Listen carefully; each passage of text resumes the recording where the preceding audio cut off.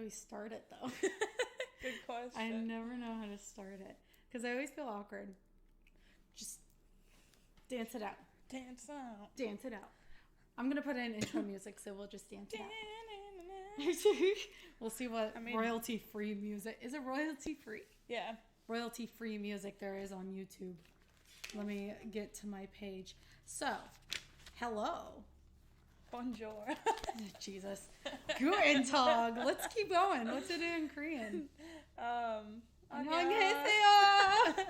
No, you gotta do it like the proper way. What? Not the proper way. What is the formal way? Yeah. 안녕하세요. 안녕하세요. And by the way, I didn't do like something like racist. I swear that was how Jackson Wang said it on what was that on who's that guy? Oh, Eric Nam. I found it. Eric Nam Brain. On his podcast. That's how he introed. 안녕하세요. That's how he introed. Anyways, I'm sweating. My name is Tessa. My name is Lyrica. That was the creepiest look you just gave me. And we are the one where they analyze. No, the one where they analyze movies. I don't even know our own name yet, but that's okay. It's called Toe Tam. It's really close to Toe Jam. But toe, as in a tow truck, and tam, like Tim Tams. Toe Tam. Toe Tammers. Oh my God, that could be our children's names. No. So for this first episode, the first thing we're going to do is probably talk a little bit about us, about our education and everything. So it's going to be awkward for the first couple episodes because we're not used to we used to have a podcast, but it went for like, 5-6 episodes? And then I didn't want to edit, so we stopped. Yeah. And then we moved. And now, by the way, we're roommates. We moved together. And they were roommates. And then that's why we kind of got busy, didn't have time. Now we're bringing it back, but we're doing somewhat different. We're doing the same movies instead of... Well, you did movies. I just did theories. But now we're doing a combine where we do movies. So that's basically the whole concept is we should get coasters. So you can put your drink on the... My mind blanked. What is that called? Coffee table? Coffee table. For some reason, my brain was going Tim Table? Tim Table? And I don't know why. Or foot table. My brain kept saying foot table. But I was like, that's not right. I like Tim Table better. But yeah, we should. Tim Table. This is a Tim Table now. Mm-hmm. No, we should get coasters so you can actually put stuff on top of the coffee table. Or nice. You could do what I do. Napkin coasters. You just put a napkin on it. I don't think it would help because that's glass on glass. Yeah. But she's drinking a Twisted Mike. What is it? Twisted Tea. Twisted Tea. Which is like a Mike's... No. Tea. Just... Mike isn't hard. Mike isn't... God. Mike isn't tea. Mike. Poor Mike. It's like it's like an Arnold Palmer, but alcohol. Oh.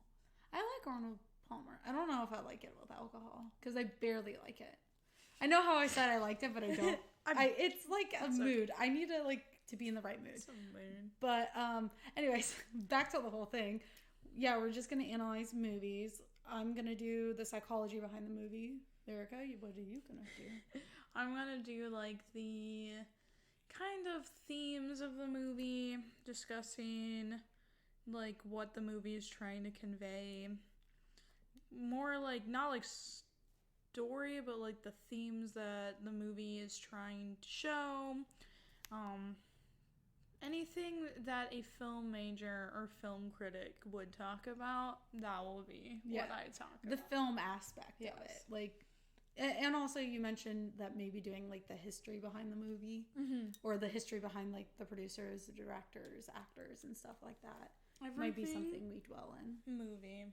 Yeah, she does the movie. I do the actual in-depth psychology. All the movies that we picked, and we have so many of them, that have some sort of psychology wrapped in it. Whether it's like a big theme, like Shutter Island, that's a huge theme, or it's smaller themed, like I would say, like, Finding Nemo. Mm-hmm. It's not as prevalent. It doesn't have, like, a label to it. Again, Silver Linings Playbook has labels to it. Well, Finding Nemo.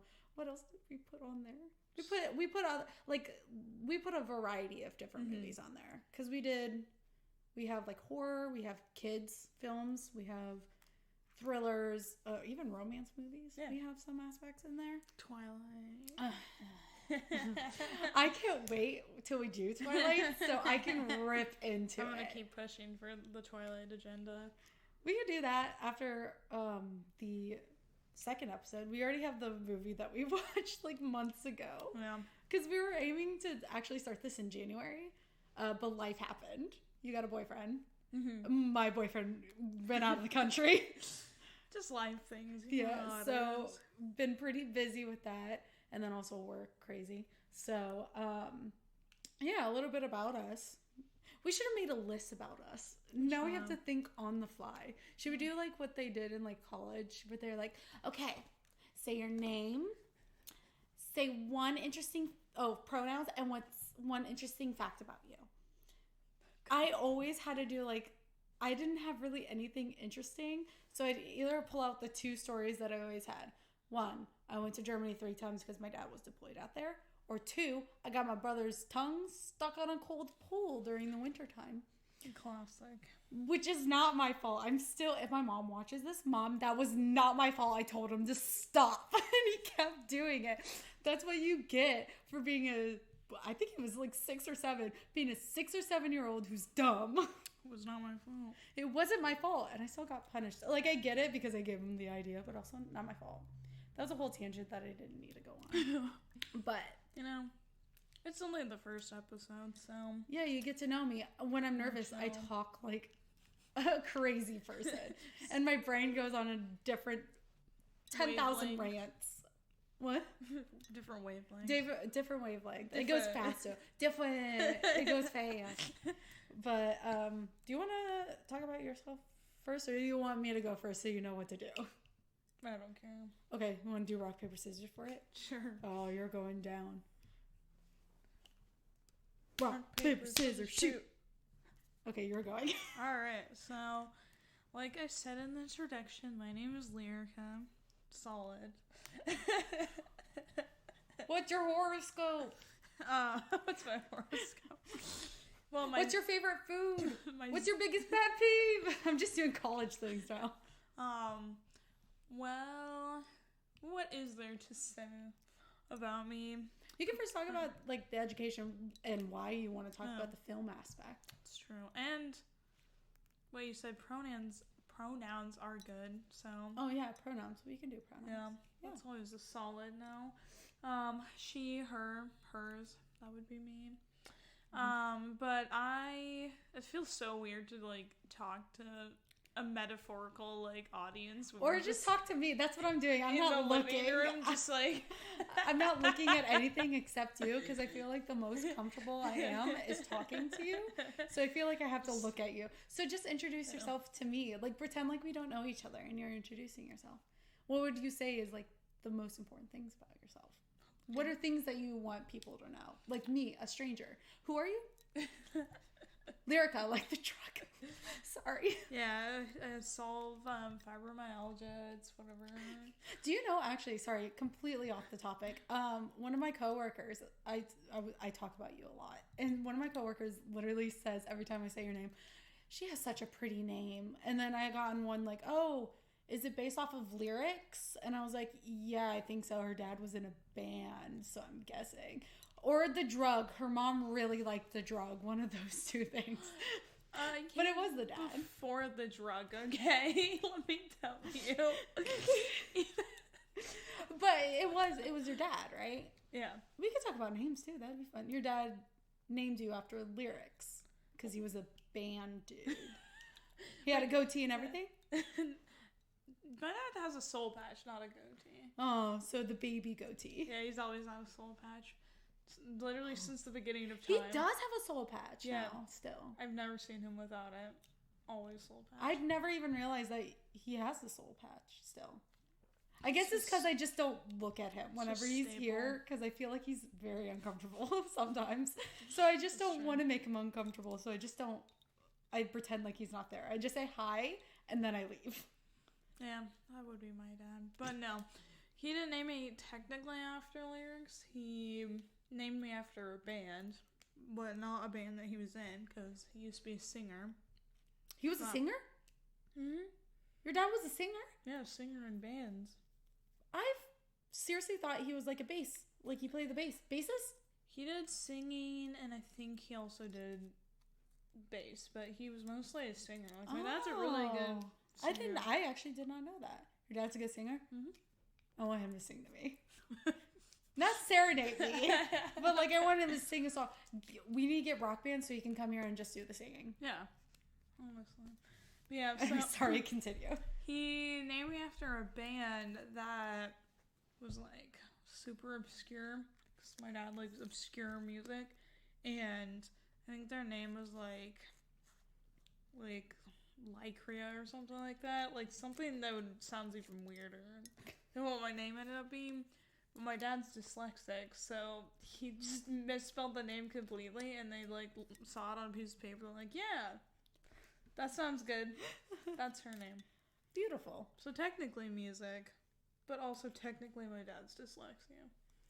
Oh, well. Yay for dyslexia. Everyone says you have such a pretty name, though. That's true. I do. So I mean, like, thanks for your dad's dyslexia for the pretty name. Yeah, so that is my name, and why we're doing this podcast, or why we have passion for it, is I was a film studies major along with my English major. So I started out as an English major because I liked reading and writing in school, but then as I went through college, I found myself loving my film classes more than my English classes. And then I found out that I could double major without putting in any extra work, because I just kept taking film classes. And so they were like, yeah, this one substitutes out for that requirement. You're good. Just sign the paper. And no extra work, no extra money. And I was like, all right, cool. So I became a double major in film, but I took my very first film class my freshman year of college. And yeah, I loved them ever since. And a lot of my big favorite, like, viewpoints on films is I wrote a lot of film papers on the women's gaze, or like the gaze that men have like towards women and how those differ, and also the gaze of the other, so like people who are outside of the norm. So did like LGBTQ theory classes, and those were kind of like the sense of the other, you know, being outside of what society is like deemed the quote-unquote normal. So I like looking at things from the other perspective. And I love horror movies. I took a why do women love horror films class. Loved that class. Had so much fun. Actually learned a lot, and so that kind of grew my love for horror, and I would just watch a lot of horror. And I consume a lot of horror-related media, like, shout out to the Dead Meat YouTube channel and podcast, because I just kind of live vicariously through them. I'm like, yes, I agree. I'm the same way, because I'm opposite and the same, because I don't like horror movies. I don't seek them out usually, unless there's either a psychological element, it's not gory, or if it's like kind of funny in concept. Like Cocaine Bear, it's a horror film, but it's a horror comedy. I never did see that. Oh, we'll watch it. It'll probably come out on like HBO Max or something. Yeah. We can watch it then, and we can get drunk. That's true. Get drunk and watch it. That's like one of those movies you get drunk and watch it. And then also, I can make hilarious commentary jokes on it.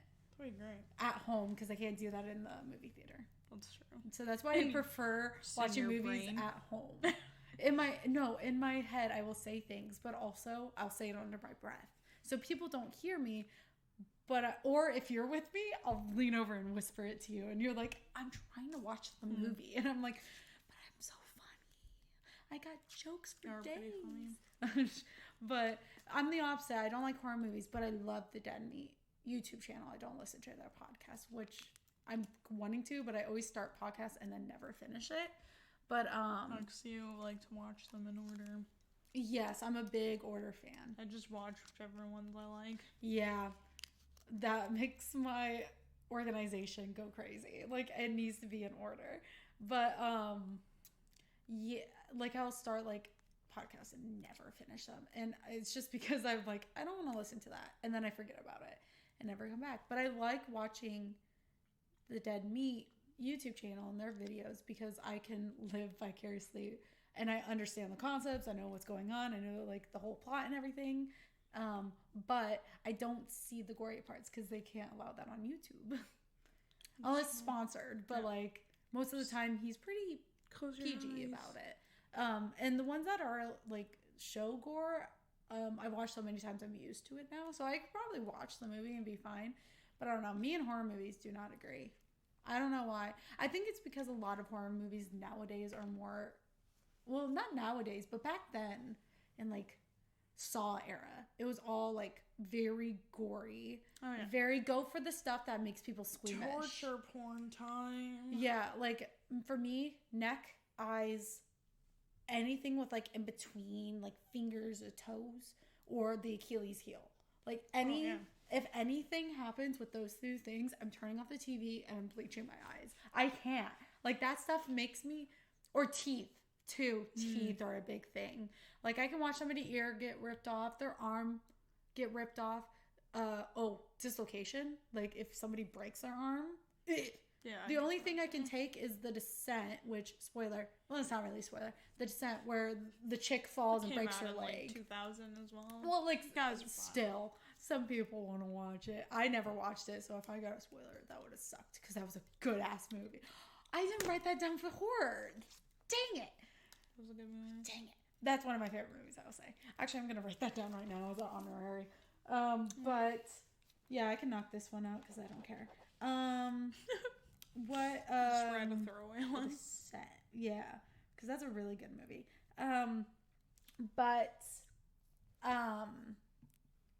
Like when she falls and breaks her leg, like I can take that. That wasn't insanely gory, even though the bone was popping out. It wasn't totally to the point of like, for me, it's like the squishy arms. They CGI it to make it look squishy. Kind of like in Black Widow when Red Guardian was in prison and he was doing the arm wrestling and he breaks the dude's arm for speaking badly or calling him out on his lie, and his arm goes all squeaky arm, squiggly. That makes me so uncomfortable. I have to look away during that, and that's a good movie. It's not even horror, but still, it freaks me out. But yeah, I can't do that. Did you have any more to add? I just kind of jumped in. Other than horror movies are my main thing now. Like, I watch way more horror movies than I watch any other movie. But I used to watch them a lot as a kid and have nightmares. I had frequent nightmares of Michael Myers consistently at like 5 years old because I shouldn't have been watching Halloween, but I was. As a college student, Pennywise. Yeah, Pennywise freaks me out. Well, only in It Chapter 2, not in the first one. First one's not scary. Yeah. I almost put that down as a horror because it's not very scary. It's a horror movie. Yeah, but it's like it's not laughable because it's a classic movie and it's actually really good. I really like the movie. It's just more like it's not scary. Like for me, it's more of a comedy. Except with, is her name? Nope, Barb is from Stranger Things. Is her name Barb? The redhead? I can't remember. The redhead. Her storyline is really, really sad. And also, like, the obvious racism. Not good. But, like, those are, like, real horror aspects. But, like, the actual, like, Pennywise, I wasn't really scared. But Chapter 2, I still haven't watched. We need to watch that. It's bringing me nightmares. But I have watched Smile multiple times, even though that movie also scared the shit out of me. So maybe I'll be okay. We'll watch it together. You won't be alone. And we'll have all the lights on. How about that? Come sleep in your room. Just kidding. You can sleep on my floor. I'll be in there. That'll be fun. I would like that. I haven't seen that movie in years, though, so it might be okay now. Yeah, you can hold me and stab me with your nails. There Okay. you go. Oh, real? What? Jinx. Oh, did we both say there you go? Yeah. Oh, jinx. Jinx. You owe me a soda. Uh-huh. That's not a soda. I may also start, like, a horror movie vlog. Where I just talk about the new horror movies that I've seen. So, like, if anyone's interested in that, when she starts it, she'll shout it out here so then we can talk about it. But, yeah. Horror. Woo. And I'm a Pisces. Oh, gotta throw in the horoscope. Gotta get the zodiac out there, which means I like to cry a lot. And be over imaginative and romantic and creative. Yeah. Wish you are a creative soul. Okay. Me, on the other hand, I'm a Cancer. So that means also cry a lot. I'm supposed to cry a lot, but I don't but typically. I repress more than cry. No, I'm more of the. I believe there's two types of Cancers. We're going into horoscopes right now. There's the ones that cry a lot, who are very overly emotional, who are very in touch. Not overly, but they have a lot of emotions. And I see them as empaths. They're very outwardly empaths. I'm the one that's all the way on the other side. I'm the one that's borderline bitchy. I'm like the one who doesn't care. So if you are rude to me, or the biggest thing, if guys hit on me in a club and I am obviously not interested and they keep going, like, I'm the one who's like mentally gonna kill you. Like, I will hurt you so much with just my words. I don't need fight. I don't need to fight. I know kickboxing, but I don't even need to fight somebody. I think I'm that Cancer that can ruin you with words. What is the other Pisces then? That I don't know. All Pisces I've met are you. So creative, fun, emotional empaths also. That's why we get along, I think. One, we balance each other out. And two, we're both water. Is Pisces water? Yeah, we're both water signs. Fishes. What do you mean? Well, Aquarius. Yeah. Aquarius. I'm not cutting that out. By the way, these are all uncut because I don't want to edit. Aquarius, you would think that's a water sign because Aquarius, but that's a wind sign. Oh. Air. It's air, not wind. It's air. It's an air sign. So it's not, you would think it would be water, but it's not water. You know, the four elements: earth, fire, wind. I mean, air and wind are two of the same things. But anyways, I'm a Cancer. I'm Tessa. No, she's Tess. Or Tess. I go by Tess. You're not Tessa to me. Yeah, I'm Tessa to everyone at my work. My mom sometimes, when she's mad. Benji sometimes. But Benji's my boyfriend, by the way. And that's it. I think only people at work know me as Tessa. Fully. Nobody calls me Tess there. Yeah, well, no, that's my real name. Well, no, everyone else calls me Tess. Everyone calls me Tess. Because it's spelled correctly. Tessa isn't spelled correctly, so I won't get into that. But my dad named me Tessa because we're going into names now. Oh, my pronouns are she, her, hers. And my reason my name is Tessa with one S, Tessa, is because my dad, there's two reasons. One, there's a book that he really likes, which is called Tess, also Tess, by the way. I will go on a binge and a rant about that. Tessa de Beals or something like that. It's French, a French name of a city, I believe, is where she lives. Loves that book. I tried listening to it in an audiobook. I get where he was going. Like, she's a very independent woman, doesn't let a man tell her what to do, especially in a time like it's set in. But man, it's boring. It's kind of almost like Scarlet Letter, like that type of writing. Mm-hmm. But Scarlet Letter was 10 times more interesting because there was a social concept in there, like sex. This one, it was just like it's not.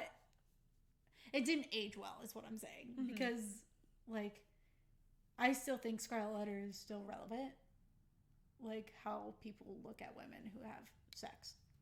Well, the way she is, a lot of that stuff is more known nowadays.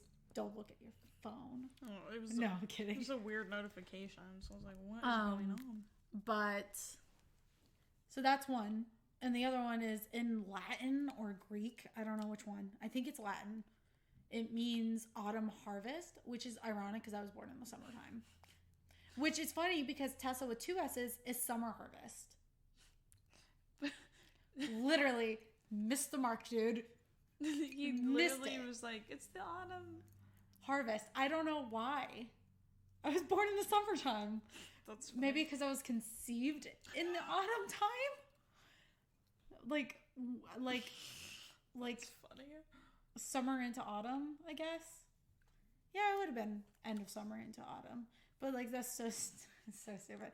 I like it that it has a good story to it. Like it means Latin for autumn harvest. But then people always ask me, "Oh, were you born in this fall?" And I'm like, "No, I was born in June, middle of the start of the summer, but literally middle of the summer." Yeah, at least here in Nebraska, it's middle of the summer. Oh, was I not supposed to say where we are? Well, they don't know what city. No. We live in the Panhandle. Panhandle. Come find us. No, I'm just kidding. But, yeah. What else? Oh, education. Reason why I'm doing the psychology is because I have a bachelor's in psychology. And then, I almost said where. People don't even know where. And then right now I'm working on, this one doesn't matter if I say where. I'm working on my master's of science in psychology right now at ASU online. So nobody knows where I am, just in Nebraska. But that's online. I'm doing those right now. I'm doing them right now. Like as we're filming the podcast, I'm in the middle of my class. And it's okay.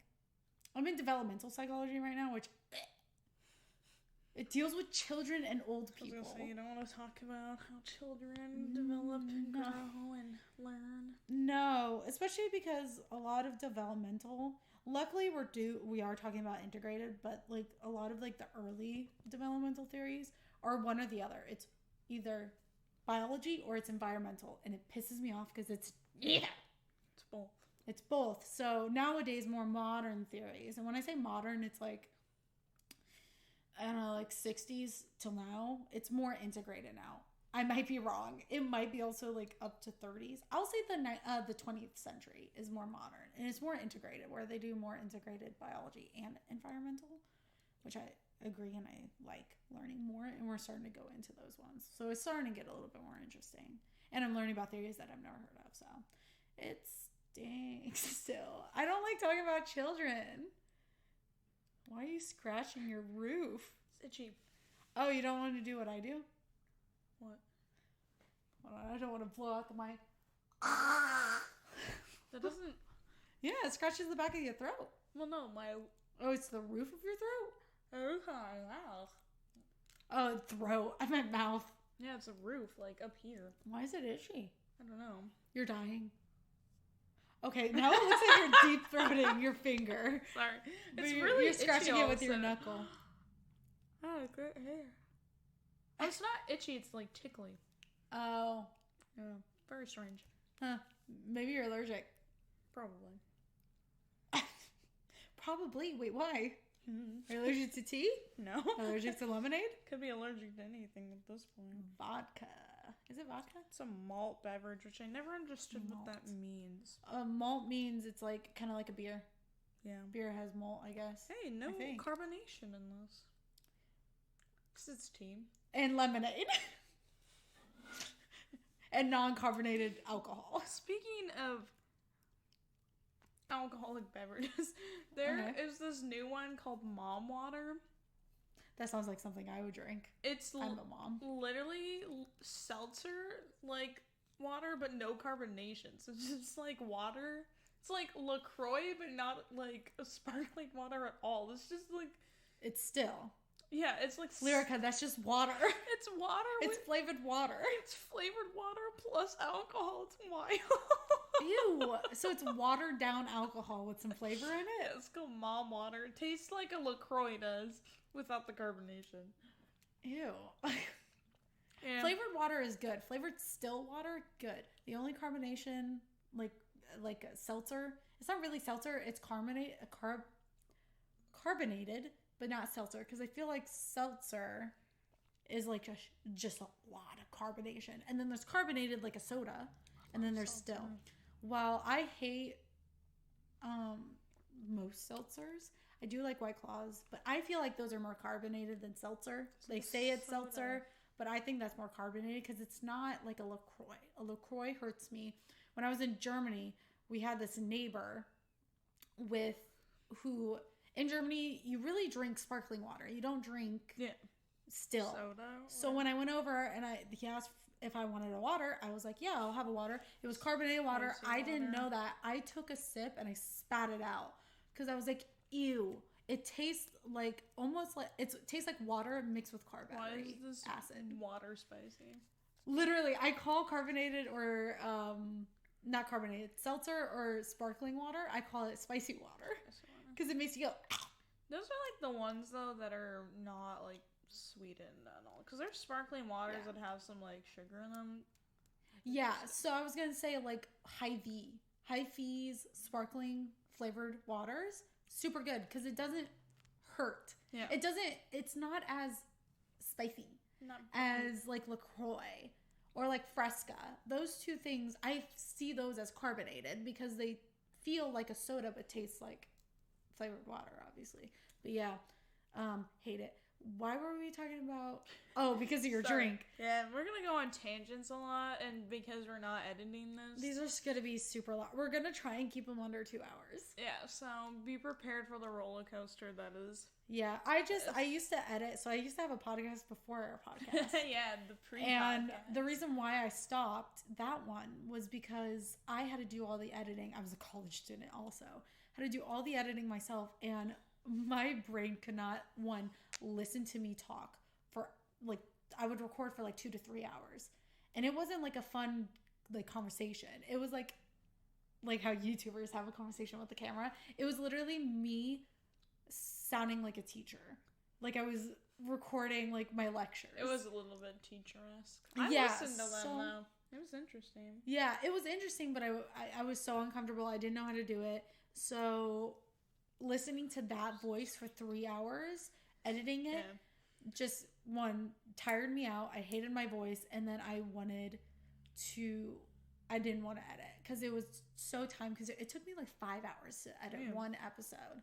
So I couldn't do it anymore. My mental capacity. And then when we had our podcast, me and you, our friend edited it, and then he wasn't able to because of how busy he was with school and work, because he had 2 jobs and then also school. So you couldn't edit on the side. So we stopped it because I'm like, I don't want to edit. We used to do a little bit of streaming. We did one stream. We did a little bit of streaming. We need one stream, and it was fine. And then we just never ended up doing it again. You did some stuff on your own. Yeah, I did streaming where I would watch movies and do stream on Twitch and then watch movies and commentary on it.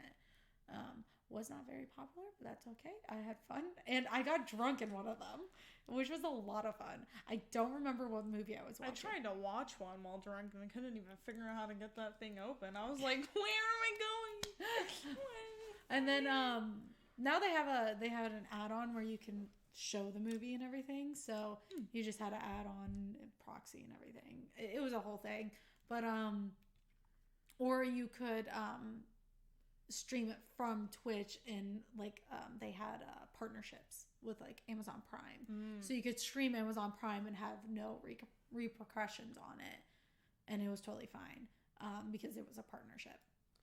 But did that.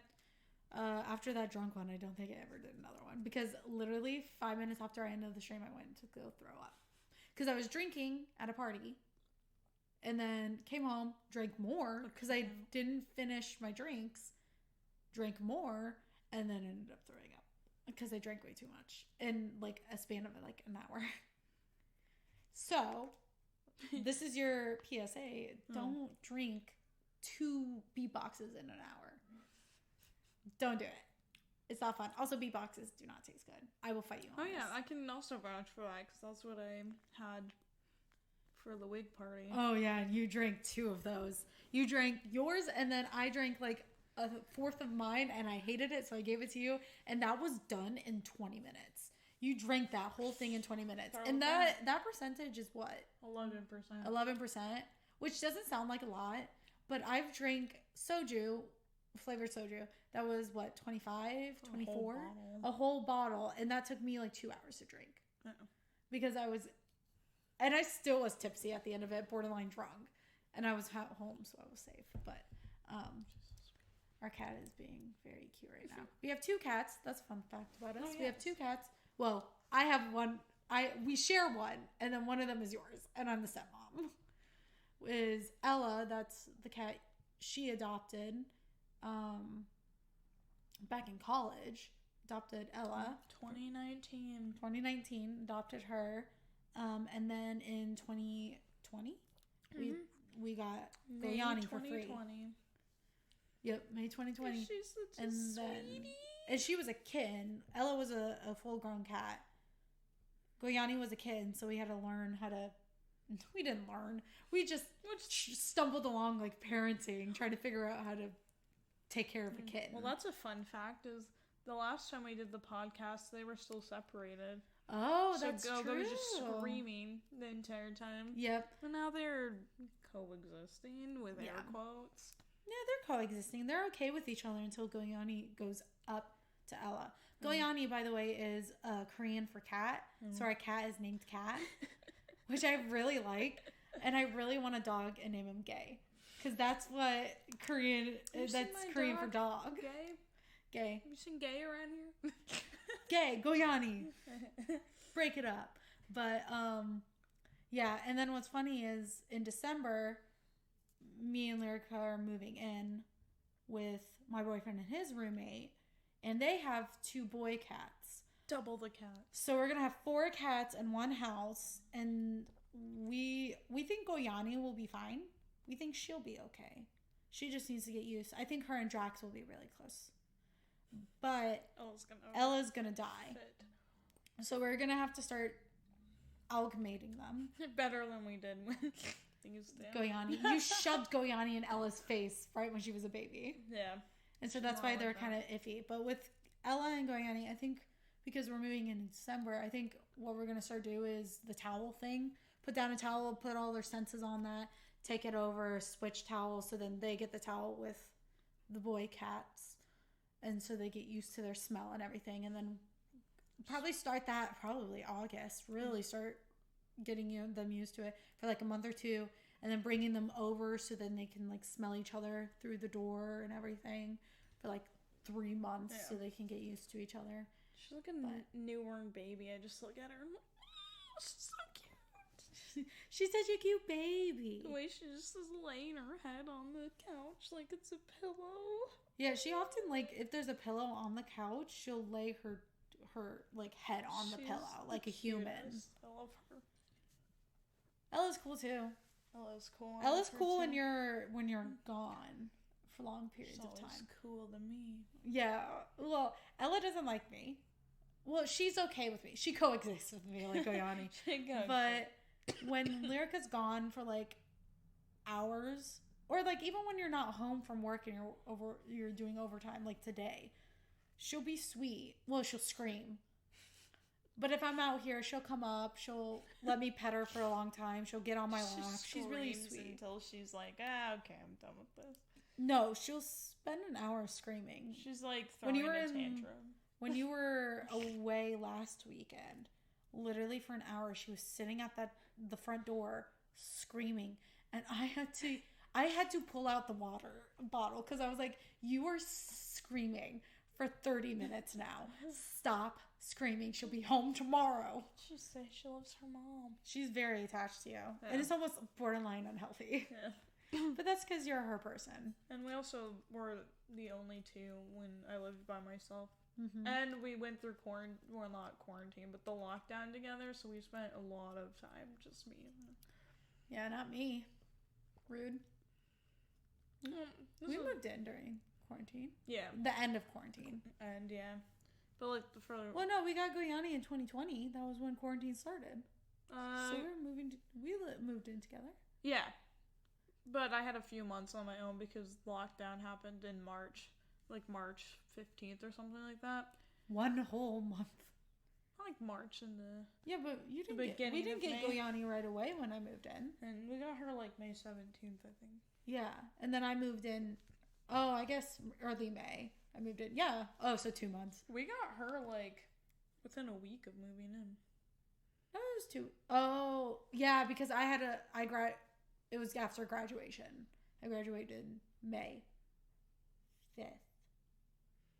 2020. That's all right. You graduated in 2021. 2021. Yeah. I'm very confused. You were at home with her during your last year of college. I'm mixing up dates. My brain doesn't comprehend dates. Yes. So, yeah. I know what I was thinking. I had to get out of the dorms. Yeah. At a certain time. Mm-hmm. And so I had to move in. Yes. And then I lived with my dad for a week because we had to wait until your lease was up before we moved in. Got it. Okay. Yeah, there we go. Brain working now. But I think that's a good amount of who we are. You'll learn a lot more. I'm the loud, boisterous one. You're the more muted one. Yeah. Again, we balance each other out. It's true. I'm also the one that's normally exhausted for no reason. Yeah. Well, I think that's because you're low iron. Have you been taking your iron? No. That's probably why. Take your iron. Take it when you take your birth control. I started tracking... Speaking of, my alarm is going to go off in 8 minutes. I started tracking my sleep again last night, and yeah, I still don't get enough REM or deep sleep. No wonder I'm tired. Yeah. You should do a sleep study. Should. Because maybe those things aren't super, super accurate. A sleep study would help. See exactly what... And then they can figure out what to do with you. Again, iron. Start with iron. See how iron works. Because iron helps make you more awake, but also help you sleep at night. But... All right. Should we go into the main thing? Yes. So the main thing in the title of this is... So I was the one who brought it up because I saw it on TikTok where a TikTok... I don't know if they do a podcast, but a TikTok account does this thing called, I think it's called reverse draft. And that's what influenced what I wanted to do was two people know what the category is. And so they would draft. And then the third person has no idea. So they're trying to figure it out, but they're drafting people they think. And it's hilarious. Like, I think one was like dictators. And the guy thought it was like leaders, like world leaders. Mm-hmm. And so like he said like in the first one it was like Hitler or Mussolini, and then he was like Barack Obama. Funny. I don't know the name of them. I can't remember, and I don't want to spend the time sitting here trying to find them and then edit it out. I'm not editing. So, we're doing a movie draft where it's not like that.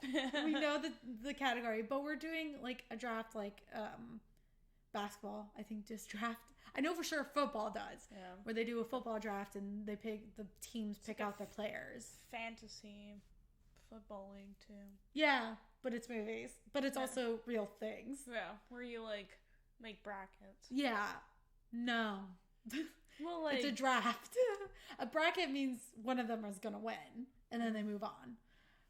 But a draft, you pick what you... Like, your favorite. The first draft is your favorite. Then you keep going down. Yeah.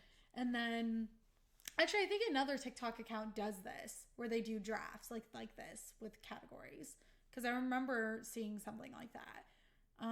where it's a category and it's like 3 people on like Zoom and they're doing it. So like that, like it's like favorite candy, and so they would say, or favorite thing to bring to a movie, and then I would have them. So it's kind of like that. So we have 5 genres, and we picked 5 as our draft. First pick is our favorite, and then it goes down to our favorite. Still like it, but it's not our favorite, like our number 1, like a draft. And then we have 3 alternatives in case one of us stole the other, because we're gonna go back and forth. And if somebody steals it, you can't use it, so you got to cross it off and use one of our alternatives, kind of thing. And I didn't discuss this, but I think at the end we say what our alternatives are, our other alternatives, so then people also can see what our other ones are, the ones that we like, but they didn't make the bracket. No, the draft. You made me think about brackets now.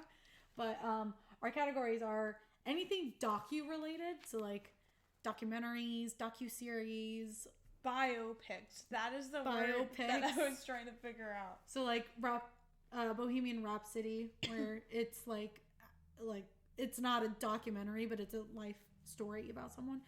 Greatest Showman is kind of like that, but it's not true to the actual story at all. That's not in my draft. But biopics can technically bend the truth for a better movie. Yeah, but that doesn't make it right. It doesn't make it a documentary. Exactly. But it's documentary-esque. Yeah. We'll do. Second one we did is romance, so anything with romance, rom-coms, romance horror, if that's a thing. Sad romance, dramas. I want you sad. Just sad. Oh, and then third one we have is fantasy or sci-fi. Easily explained. Fourth one, we have horror or psychological thriller, psychological-esque. We needed to ask psychological thriller for me because I did not have enough horror to make 5. Sorry. And then our last one is classic movies. So anything classic, whether it's old, if it's like a classic Disney movie, a well-known movie could be seen as a classic, or like critically acclaimed movie. Those can be classic movies. So that one was kind of like not a rando, but like it has some. I also thought when I did that one, cult classics technically count. Cult classics. Well. Good. Don't look at my draft. I wrote mine down because I could not comprehend putting it all on my phone. Don't mind me. Okay, so how should we like go first? Because you want to go first for your first one. Should we spin a wheel? I can pop out a wheel real quick. I can pop out a wheel. Hold on, I got it. Oh, this is on the fly, buds. Buds. A wheel. No, not Wheel of Fortune. Wheel random. Picker. Wheel of names. Here we go. Oh my god, do I have to change all of these? Oh my god, I gotta change all of these. Oh wait, never mind, they're all here. Sweet. Again, this is on the fly. How do I... No. Water. There we go. That's the spinning. It sounded like water to me. No, that's the clapping, because it chose a name. Okay, so Tessa and Lyrica. Okay. We'll do random. I guess that seems fair. Okay, let's see who lands on it. I'm the first one. So I get to do my first. Woohoo! Close. Okay. I'm going to turn on the... Whoa! Jeez. Okay, so docuseries. My number 1 pick. I bet you knew this. But it's not what you're thinking. Woodstock 99, baby. That is what I was thinking. It was? Yeah. Okay, I thought you were going to do the cat one. Woodstock 99 is my favorite. It's basically it's a docu-series on Netflix about the Woodstock 99 and how it decayed into horror. Madness. It was madness. It was one of the greatest documentaries I've ever seen, because with psychology, my brain is like, what is going on? Also, the first time I listened to it was at work at State Patrol, so I felt very uncomfortable just seeing all of this violent stuff happening, and then I'm just sitting there like looking at records. But yeah, that would be my my all-time favorite. Oh no, I spun it. Well, this will be our next one. I won't look at it. Okay. Oh, call my alarm in time. Call my alarm in time. Okay, what is your number one? I didn't put them in order, so no. You didn't put them in order. Yeah, oopsies. Well, actually, my number one did end up where I wanted it to be. Oh, good. I chose the Elvis movie. I still have not watched that. With Baz Luhrmann as the director. Also Austin Butler being the lead. Austin Butler. He's very You cute. guys watch Disney Channel? Disney Channel Heartthrob. He was, he had an episode in iCarly. I mean, not Disney, but kids related. He was in Hannah Montana. He also was in Aliens in the Attic. Great movie that I used to watch as a kid. Who did he play in Hannah Montana? I would have to look it up. I can't remember him. I just remember Jake. Oh, Jake. Yeah. But yeah, and I really like Baz Luhrmann's crazy directing because Baz Luhrmann is known for like really flashy, like out there editing. Sometimes I feel like I'm having a seizure, but that's okay.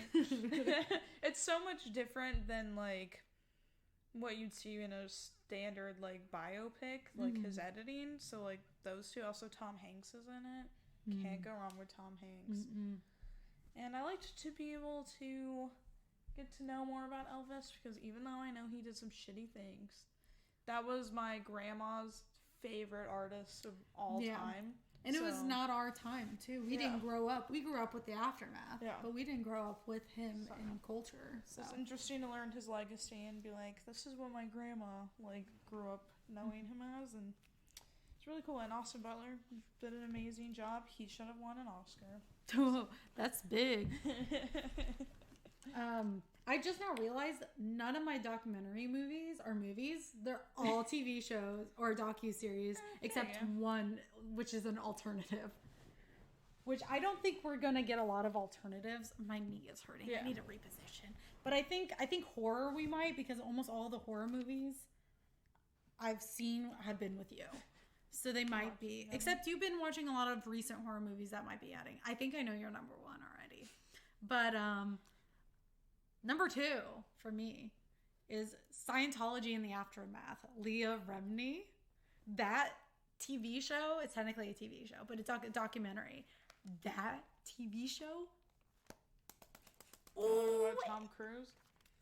They don't talk. Well, yeah, it's a cult. Well, I have to do quotation marks around cult, but it's that religion that Tom Cruise is in, but also like John Travolta. Leah Remini was a big celebrity in that, but she got out, and now she made a whole TV show exposing Scientology and what they've done. They've done some crazy stuff, allegedly, like beating up people. There's a huge like sexual assault things going around, and how it's like an exploitive religion, because they're like, give us more money and then we'll help you. Kind of like some churches, not all, but some churches. If you don't give us money, you will not be saved, kind of thing. So they go like into depth, and then also the depth of just what Scientology is like as a religion, and how technically it's not really a religion, because most Scientologists don't study the religion. They study skills to make them combine to their religious part, I guess. Like it's like aliens almost, to combine with their physical body to their alien spirit, and then they gained powers like reading minds and stuff like that. And they talked about that, and obviously a bunch of malarkey. Malarkey, good word. So bad. 2. My second one is Bohemian Rhapsody, because I'm a big Queen fan. I always loved Queen growing up. Also, fun fact, one of my favorite American artists, Adam Lambert, he is now the frontman also of Queen, and he got a small cameo in that, which I thought was nice because he took up the role of Freddie Mercury, like the lead singer. So it's cool to see Adam Lambert being able to do that. Also, Rami Malek was amazing. I think he did win an Oscar for that. I don't... Yeah, I remember watching a video of a linguist analyzing, like, accents. Mm-hmm. And he did that movie. And he said, like, the way he was speaking was really, really good. Imitating that accent that Freddie Mercury had. And it was really impressive even so because he had fake dentures on. Yeah. To simulate Freddie Mercury's teeth because they're very iconic looking teeth for him. So perfecting that accent with those fake teeth is really difficult to do, apparently, from this linguist. I know that. Yeah, so he deserved the Oscar for perfecting that accent, but also with fake teeth. Yeah, he did amazing. I also like to know more about Queen and Freddie Mercury because I think he's one of the greatest vocalists of all time. So, I like any biopic that's also music related because then I also get to listen to songs that I like while watching the movie. So, that movie is also really, like, it feels like a good, like, tribute to him. So, yeah. I like that one. Should I go to my third? Yes. Well, I didn't know if you had more to add. Nope, that was it. 3. Don't fuck with cats. I know you like There's that my one. number. It used to be my number 1 until I watched What's Stuck 99 and then also Scientology because that was the first ever. That holds a little bit of sentiment to me because that was the first ever docuseries I ever watched. That makes me sad. Yeah, I made her watch it, but I told you to close your eyes when at certain parts, and then when you can open your eyes again because quick thing about it, Netflix docuseries about Luca Magnotta, who was a animal. Were you laughing because of corpse? Yeah.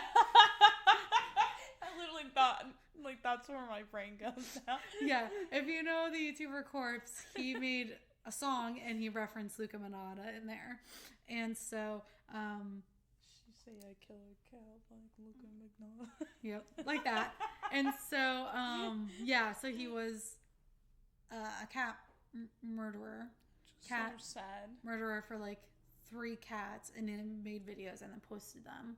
And then he escalated to killing a man. And so that whole docuseries, the 3 episodes, is how like the chase and then how there were internet sleuths and their side of the story, which I really like. I remember you liking it because of how they figured it out. How they figured it out, and then like the end, like last like 10 minutes where they connected it to a movie, like my brain big. I don't even know the movie. I know the movie. I've never seen it, but like how they connected it to a movie, very, very interesting, very cool. So, well, obviously the subject matter is sad, but like it's very interesting the way they made the documentary, and it was the first one I ever liked, and that's how I started liking docuseries and listening to documentaries, especially Netflix. Your docuseries, most of them, some of them are really bad, but some of them are really good. Like, What's Stuck 99 is one of them. Hold on, how many of mine are Netflix? Hold on. 1, 2, 3, 4, 5, 6. 6 of my 8 are Netflix originals. Scientology was a TV show on TV, obviously. And then another one is a Hulu original. So you go, Netflix. Anyways, what's your number 3? My number 3, which I don't watch a lot of documentaries, so most of mine are biopics. And I was like looking like what was a biopic, and I found out this movie that I really like that came out is technically a biopic, just not like if somebody famous. It's spoiler alert. I told you a little bit about it. Is that the name? Yeah. Spoiler alert? Oh, okay, gotcha. It's like, I didn't realize it was based off of this guy who had wrote a book, and it was about like his life as a gay man, because the movie is about a gay couple. Oh, yeah. It has Sheldon. That's how I always know him as from the Big Bang Theory. Oh, his actual name left my head. Yeah. Oh my gosh. I watched Big Bang Theory. Why can I not think of the actor's name anymore? Okay. I don't know. It's audition. My brain is left. Yeah. It'll come back when I'm sleeping. He produced it actually himself, and it's like a love story between him and who eventually becomes his husband. It's called spoiler alert because in the trailer they tell you like the husband dies of cancer. Like nice. You know that's why it's called spoiler alert. It's a very sweet movie. If I want to cry, I'll sit there and cry and watch that. But yeah, I didn't realize it was a biopic, so that's why I was like, oh, this movie I really like because it's actually based off of this guy's life. Mm-hmm. And if that is incorrect information that the internet told me, I'm gonna be really sad. It might be also inspired too, which I would count also. Which it is a book, I know that, and yeah, I really liked that movie. I rewatched it at work and definitely cried at work, which was a bad idea. Because I'm a sucker for those. And also, the husband, if anyone is saying Knock at the Cabin, is the same husband in that movie. Is he an actual gay man? Yes. Oh, we love that. I believe so. Actual representation. Yeah, he's a really good actor. I think he's probably going to have a lot more roles now. He should. Yeah. In the trailer, he's really good.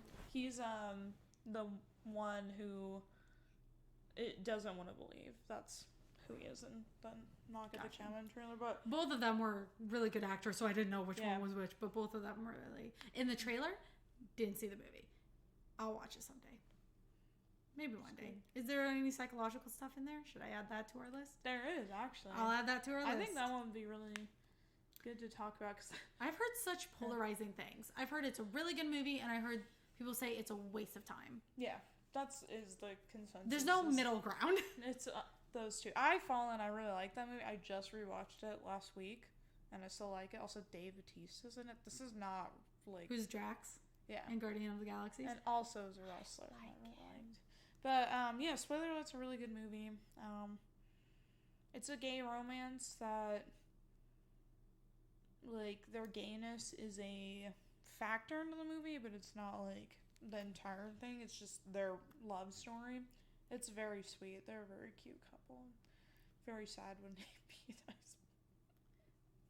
Oh, spoiler alert. I thought you were saying... what is it, Knock? Oh, sorry. I thought you were talking about that. I was like, whoa, hey. No, sorry. I went back to spoiler alert because Knock at the Cabin is not a biopic in any form. Okay, I'm putting dots because I keep forgetting where I am. Okay, 4, right? Yes. Are you good? Are you done? Yeah, go ahead. 4, Surviving R. Kelly. Mm. That's a really interesting docuseries. Maybe TV show. Maybe that's not a Netflix original. I don't know. I counted it as one because I think it is, but it might not be. Might have been TV show. But Surviving R. Kelly is one of the ones that I always go back to and re-listen to. Because when R. Kelly was really big, we were kids. We had no idea what was going on. So now, being an adult and listening back to what you did, because it's fact. I don't care. People can say, allegedly, it's fact in my opinion. Especially with the video. It's fact. So, do you know the video? The P video? Oh, yes. Yeah. I've heard it referenced, but I didn't know. It's with an obvious child. And so, that's just factual proof. And I think he went to jail for it. But, or he was supposed to go to jail and probably got out. Scot-free. Scotch-free?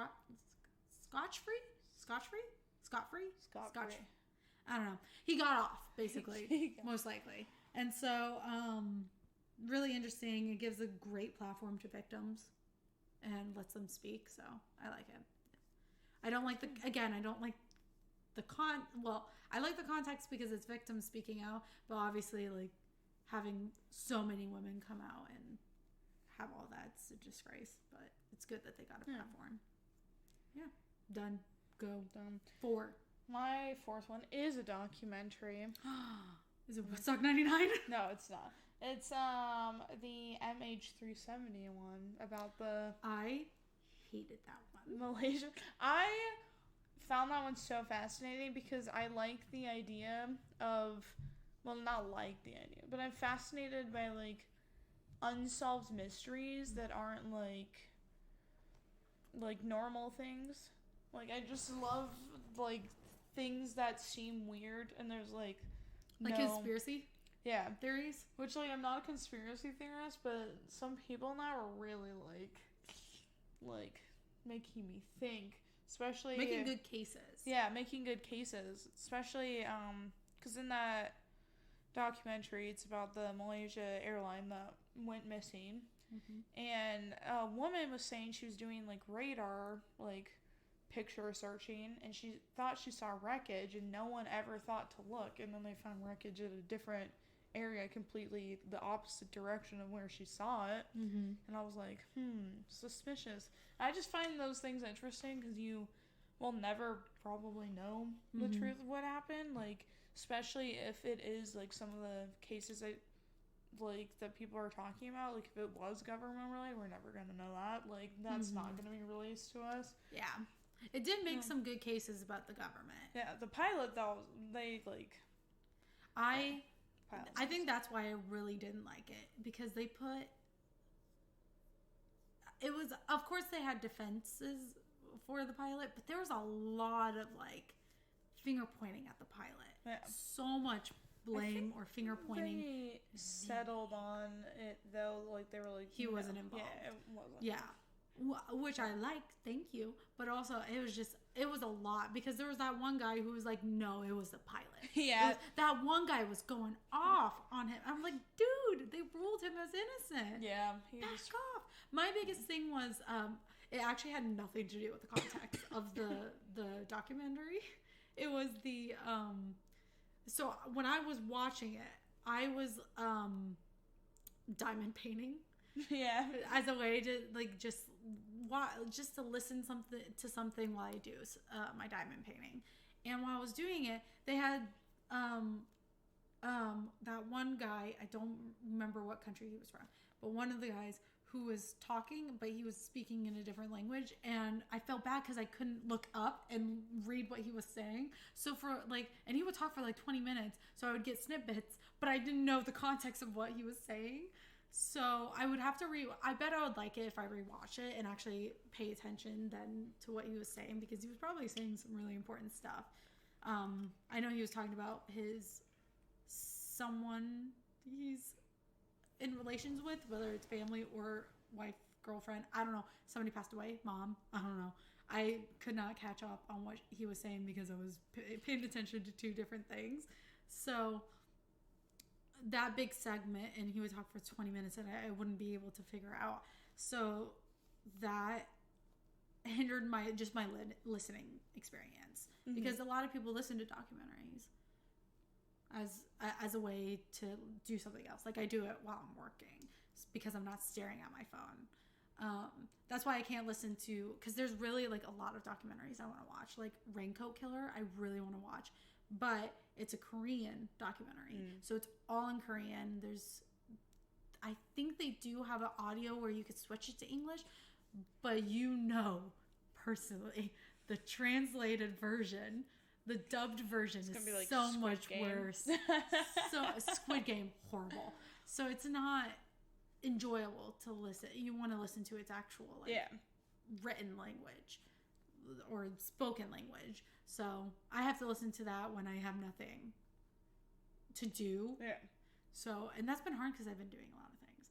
So that was my only hindrance. Also, again, I'm not a big conspiracy theorist, so I just didn't like all of the crazy ones. The more reasonable ones I really liked, and I really paid attention to. I don't know if I finished that documentary, actually. I think I was halfway through the last episode. Yeah. Just really like Unsolved Mysteries. I went on a whole Unsolved Mysteries Netflix watching thing where, like... Oh, yeah. It was, like... Show. Some were, like, true crime, but then some were, like, about aliens, and I just find it all fascinating. So. See, and I'm the complete opposite. I love Solved, because I like to see the process of how they were caught. Unsolved, except it also drives me mad, because I'm like, I want to know. You want a resolution? They'll probably never know, but it is... You're scaring me. I thought something was behind me. It's fascinating. Yep, I really like that documentary. Yeah, I think it would be much more enjoyable if I watched it. I found it interesting. Not liked what happened, because what happened was really sad.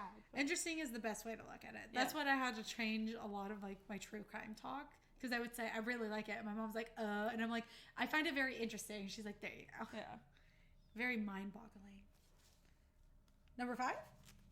Again, this one's an interesting one. Not a good one. I like the platform it gives. Jeffrey Epstein, Filthy Rich. Oh my God. That's another one I go to a lot. Because, again, it's like Surviving R. Kelly, where it's victims having a platform and speaking. But also, again, I knew nothing about the dude. So when he died, I was like, and the whole conspiracy theory of he's not actually dead or somebody paid him to kill him and blah, blah, blah, blah. Not paid him. Somebody paid to kill him and all that jazz. I didn't care that much about that part. But, or I didn't really know or care. So when I watched it, it was like mind-boggling that I had no idea that this was going on in society at all. But of course, it was happening probably when I was really young. Yeah. So of course I didn't know that stuff. So stuff that happened in the past that happened either before my time or I was too young to comprehend. Very interesting to learn about now. But again, very good place to give a platform. You might want to listen to it. I don't know. You might get really sad because it's a lot of sexual assault. Yeah, probably. It's like Surviving R. Kelly, basically. So, but his was, I don't know which one. I'm going to grade them the same level. I think they were about the same. Maybe Jeffrey was a little bit higher because I think he had way more victims than, and I think they were younger too. Except that one with R. Kelly. I don't know, actually. I'm going to grade them the same. They're both disgusting human beings, so. You're number 5. Yeah, it's so funny because we talked about this one earlier. I actually put The Greatest Showman because... Oh, no! Not because... Yeah. It's like... It's a really good movie, though. Accurate. I just love the music and, like, the... Like, the spectacular nature of it. Like, yeah. The projection was very good. I like the movie more for the musical numbers, which I think most of the movie, like, to me, like, all I remember is musical numbers. I can't remember how much speaking plot is in that, but I found the musical numbers so, like, very great. And I just love music. See, almost all of them are music. Music. Except Malaysia. Love being able to also, like, sing along while I watch my movie. Yeah, no, I actually really like Greatest Showman. I have the DVD. Actually, it's the Blu-ray. I have the Blu-ray. I really like that movie. That's a really good movie. Of course, it's not accurate, but for me, I really like the concept of Zac Efron and Zendaya's character. Yeah. Because it has a lot of race inequality in there. I should have just taken that movie and just made it not about the guy it's really about, because it could just stand on its own. It really could have just been their story. Yeah. Because their story would have been way more interesting. And more accurately depicted in that time, at least. I don't know if that was an actual plot line between the two in real life. But yeah, apparently... What is the guy's name? Yeah. The guy who started the carnival. I remember, but I know he sucks. Yeah, in real life, apparently he was more ableist than in the movie they depicted it. Yeah. But obviously, who would want to watch a movie where the main character was a horrible human being? Like, you don't want to side with him. You don't want him to win. Like, well, there are some movies that are really good that have that, but they're also not ableist, racist, all these, like, horrible things. So, I mean, like, but there's, like, a lot of really good movies where you don't like the main character, but there's something about them that you like just a little bit. Yeah. But, yeah, Greatest Showman is a really good one. I should have put that down. I don't know why I didn't. So, we didn't knock out anyone. We can just quickly go through the alternatives. My alternatives was Athlete A. Again. That one's a movie. That one's a Netflix movie. That one's about the Olympic gymnastic doctor or physical therapist who was arrested for having all these cases against him for sexual assault. The Deep End. It only had 4 episodes, I think, because it got canceled. But that one's about a YouTuber who becomes kind of a cult. Allegedly, it's not we don't know exactly if it's a cult. Because it was only 4 episodes, it didn't go through the whole season. There's not a whole lot of information except those 4 episodes. Still crazy. That one's like a spiritual cult. That one's interesting to learn about. And then one that I actually showed you. I showed you 1 episode of it, or maybe 2. The Movies That Made Us. Oh, yeah. That documentary series I really like. Where basically they talk about the production, creation, and then the aftermath of movies that are really famous, like Nightmare on Elm Street. I think Jaws was one of them. It's not the one that I showed you. I showed you Dirty Dancing was one. I remember that. Home Alone was also one. We watched the Halloween one. Halloween. Is that the other one I showed you? Yeah. Oh, because I wanted to show you another one, but it was too late and we were old and we needed to go to bed. Yeah. But yeah, I want to show you more of those. Those are really good. Anyways. So I only had one alternative because I just don't watch documentaries, so just banking on different ones. But my alternative one is actually it's this documentary about wrestling. It's called well, I guess it's a docu-series. It's called Dark Side of the Ring. So going into the dark things that people don't want to really talk about. And my favorite 2 episodes, not because they're great, because they're interesting, is the Chris Benoit case, which I told you about. It's the wrestler whom he killed himself and his son and his wife, and they did an autopsy on his brain and found out that all of these concussions basically turned his brain into like the brain of like an Alzheimer's person, essentially. It's that condition is widely known with football stars. Yeah. So because this was back when like the WWE and wrestling was a little bit more real. And so, like, him actually taking many hits to less the head. safe. Because it was still real because they were hitting each other. And nowadays it's still real. But they know safety now of how to protect someone. I think they said that he had, like, 50 concussions. Oh, undiagnosed? I think they were... Or this was, like, his, like, thought of how many he had or something like that. Gosh. And he would just go out and wrestle and, like... No. Yeah, and his brain got really bad. But... I really like that one. I really find it interesting. Oh, we are not going to be able to finish 4 more in 45 minutes. So what we're going to do, we're going to still do the same thing, but we'll do just one thing we like about it. Quick round. We won't do a summary because I feel like these ones people might know. Yeah. If not, they can look it up. I am not their IMDb. But we'll just say one thing that we like. In one word, what we like, and then they can figure out what it is. Boom, done. Okay, I went first. Docu, you can go first. Romance movies. My number 1 romance movie is Friends with Benefits. With Mia Kunis? Mia Kunis and Justin Timberlake.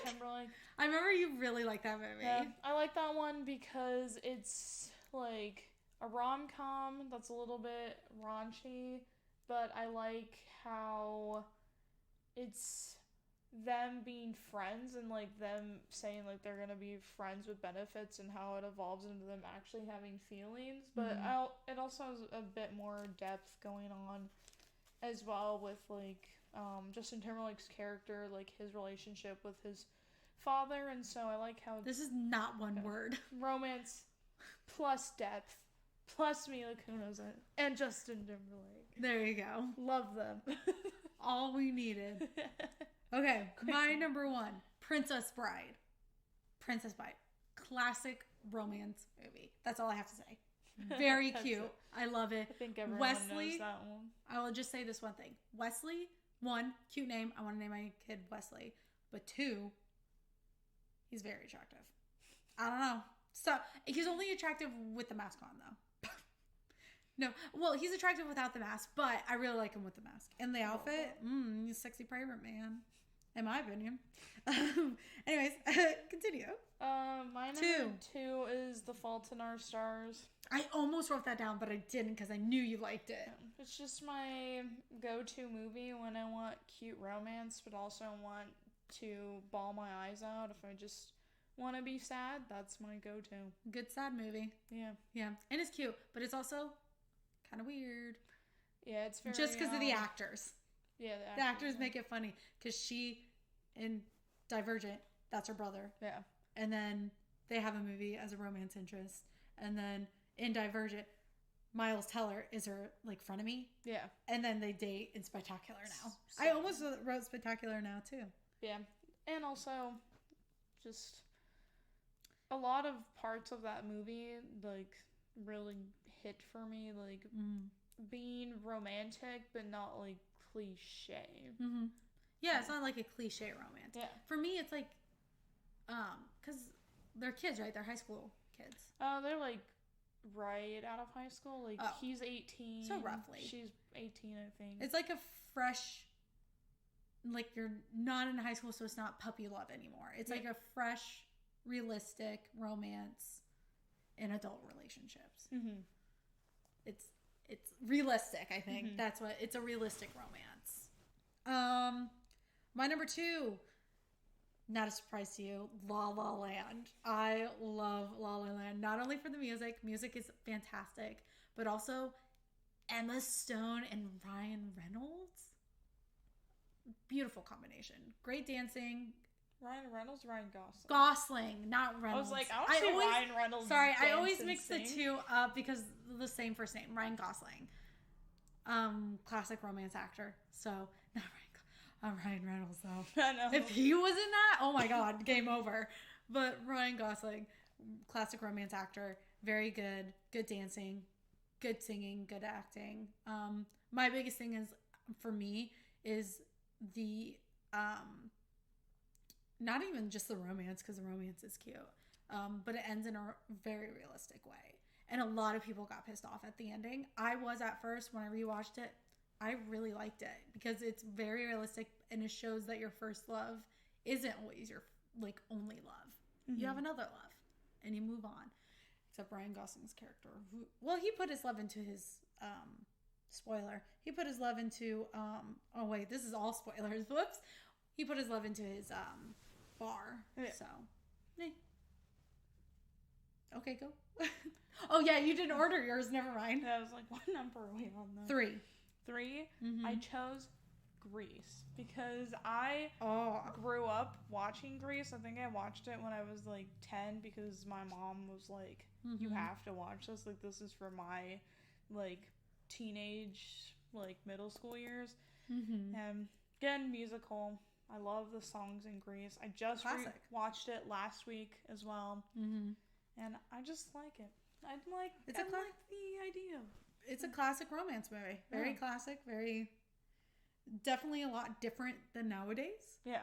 But it's very, like, wearing a class ring. Oh, yeah, because that's another thing I like, is it's technically a period piece, because it came out in, like, late 70s into the 80s, but the movie's based in the 50s. So I like seeing that. Yeah. Just a different time. And also John Travolta. Yeah, young John Travolta. Or Hairspray John Travolta. Yeah. Very attractive. Good singer. Love it. 3, this will also not surprise you. Me Before You. Me Before You never ceases to not make me cry. It always makes me cry. Always makes me cry. It's a very, I will say it's not good for some parts because it is kind of ableist.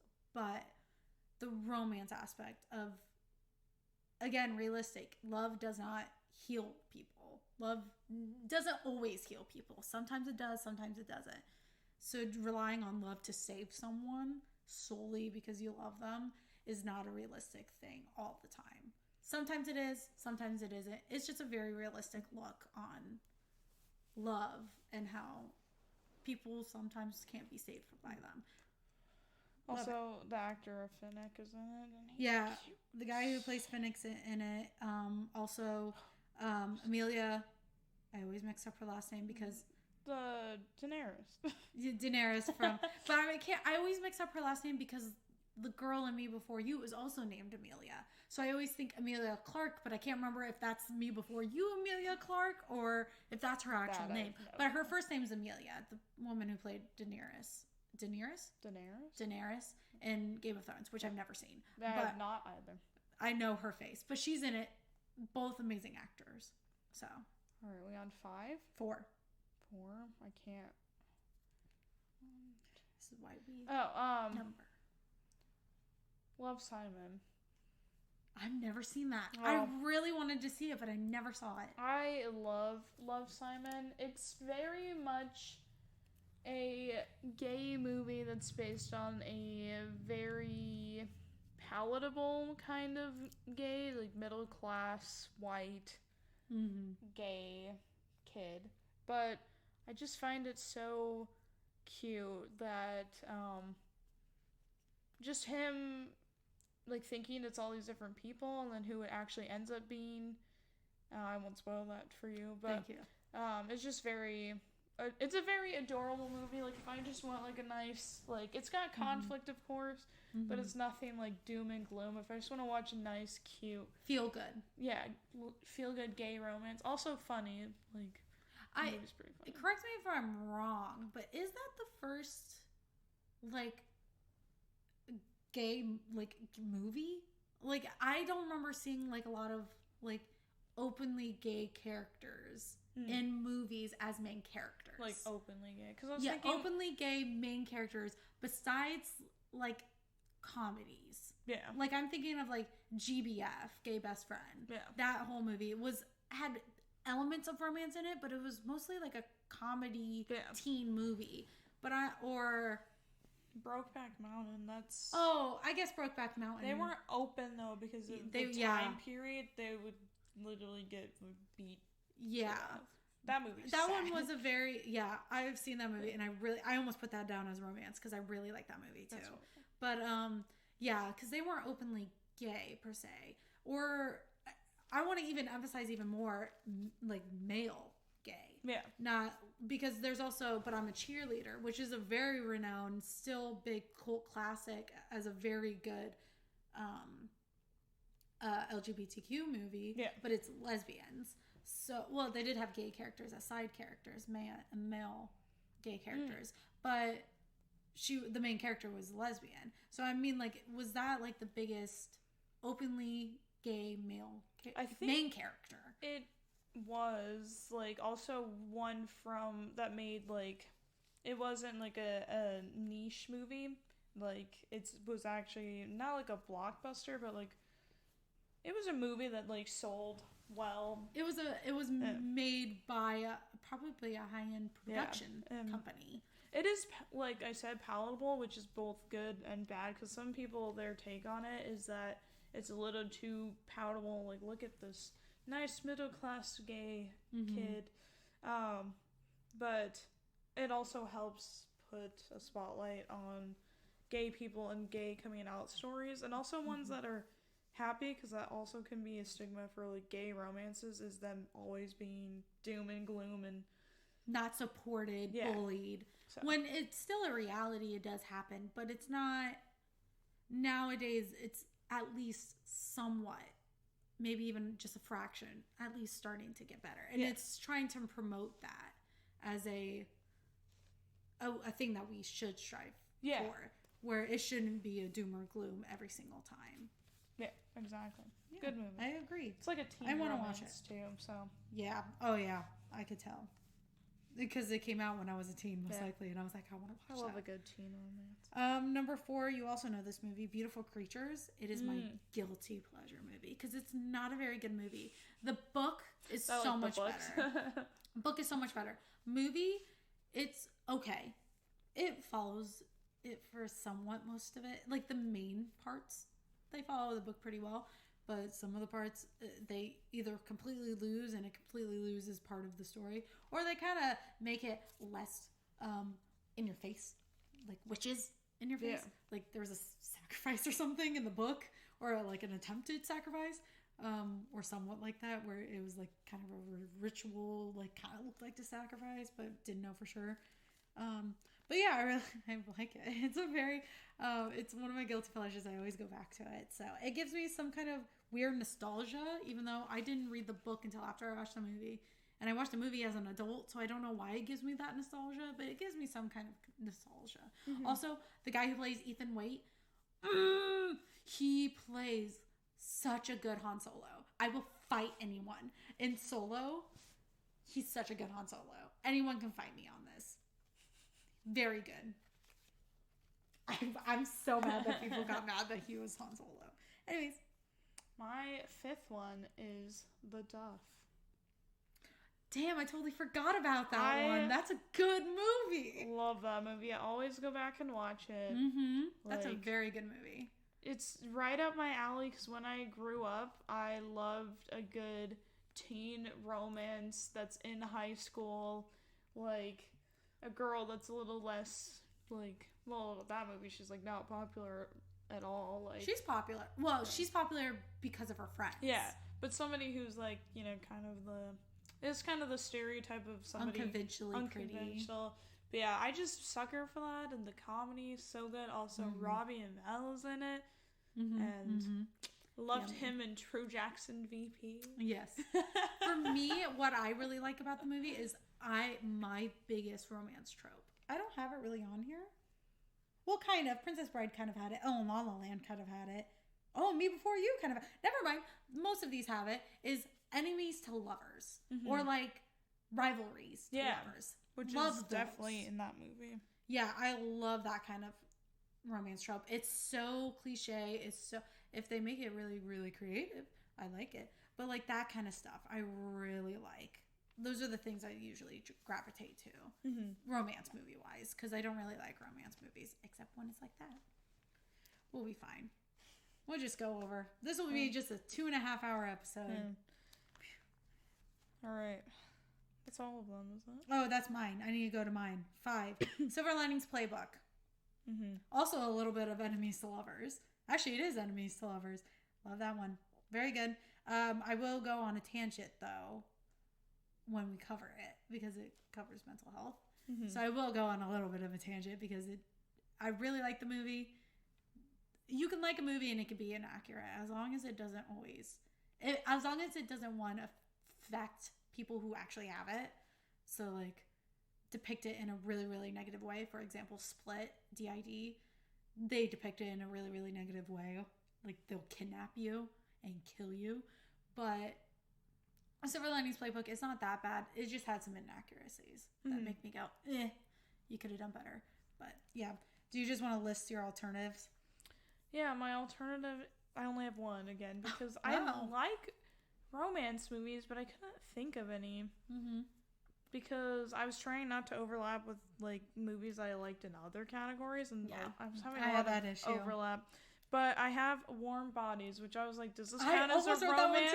I was like, it does. It's a romance movie. Yeah. I like that one. It's Romeo and Juliet, but with zombies. Which, love that, because how many romance movies have you seen where the main character is a zombie that turns back into a human? None.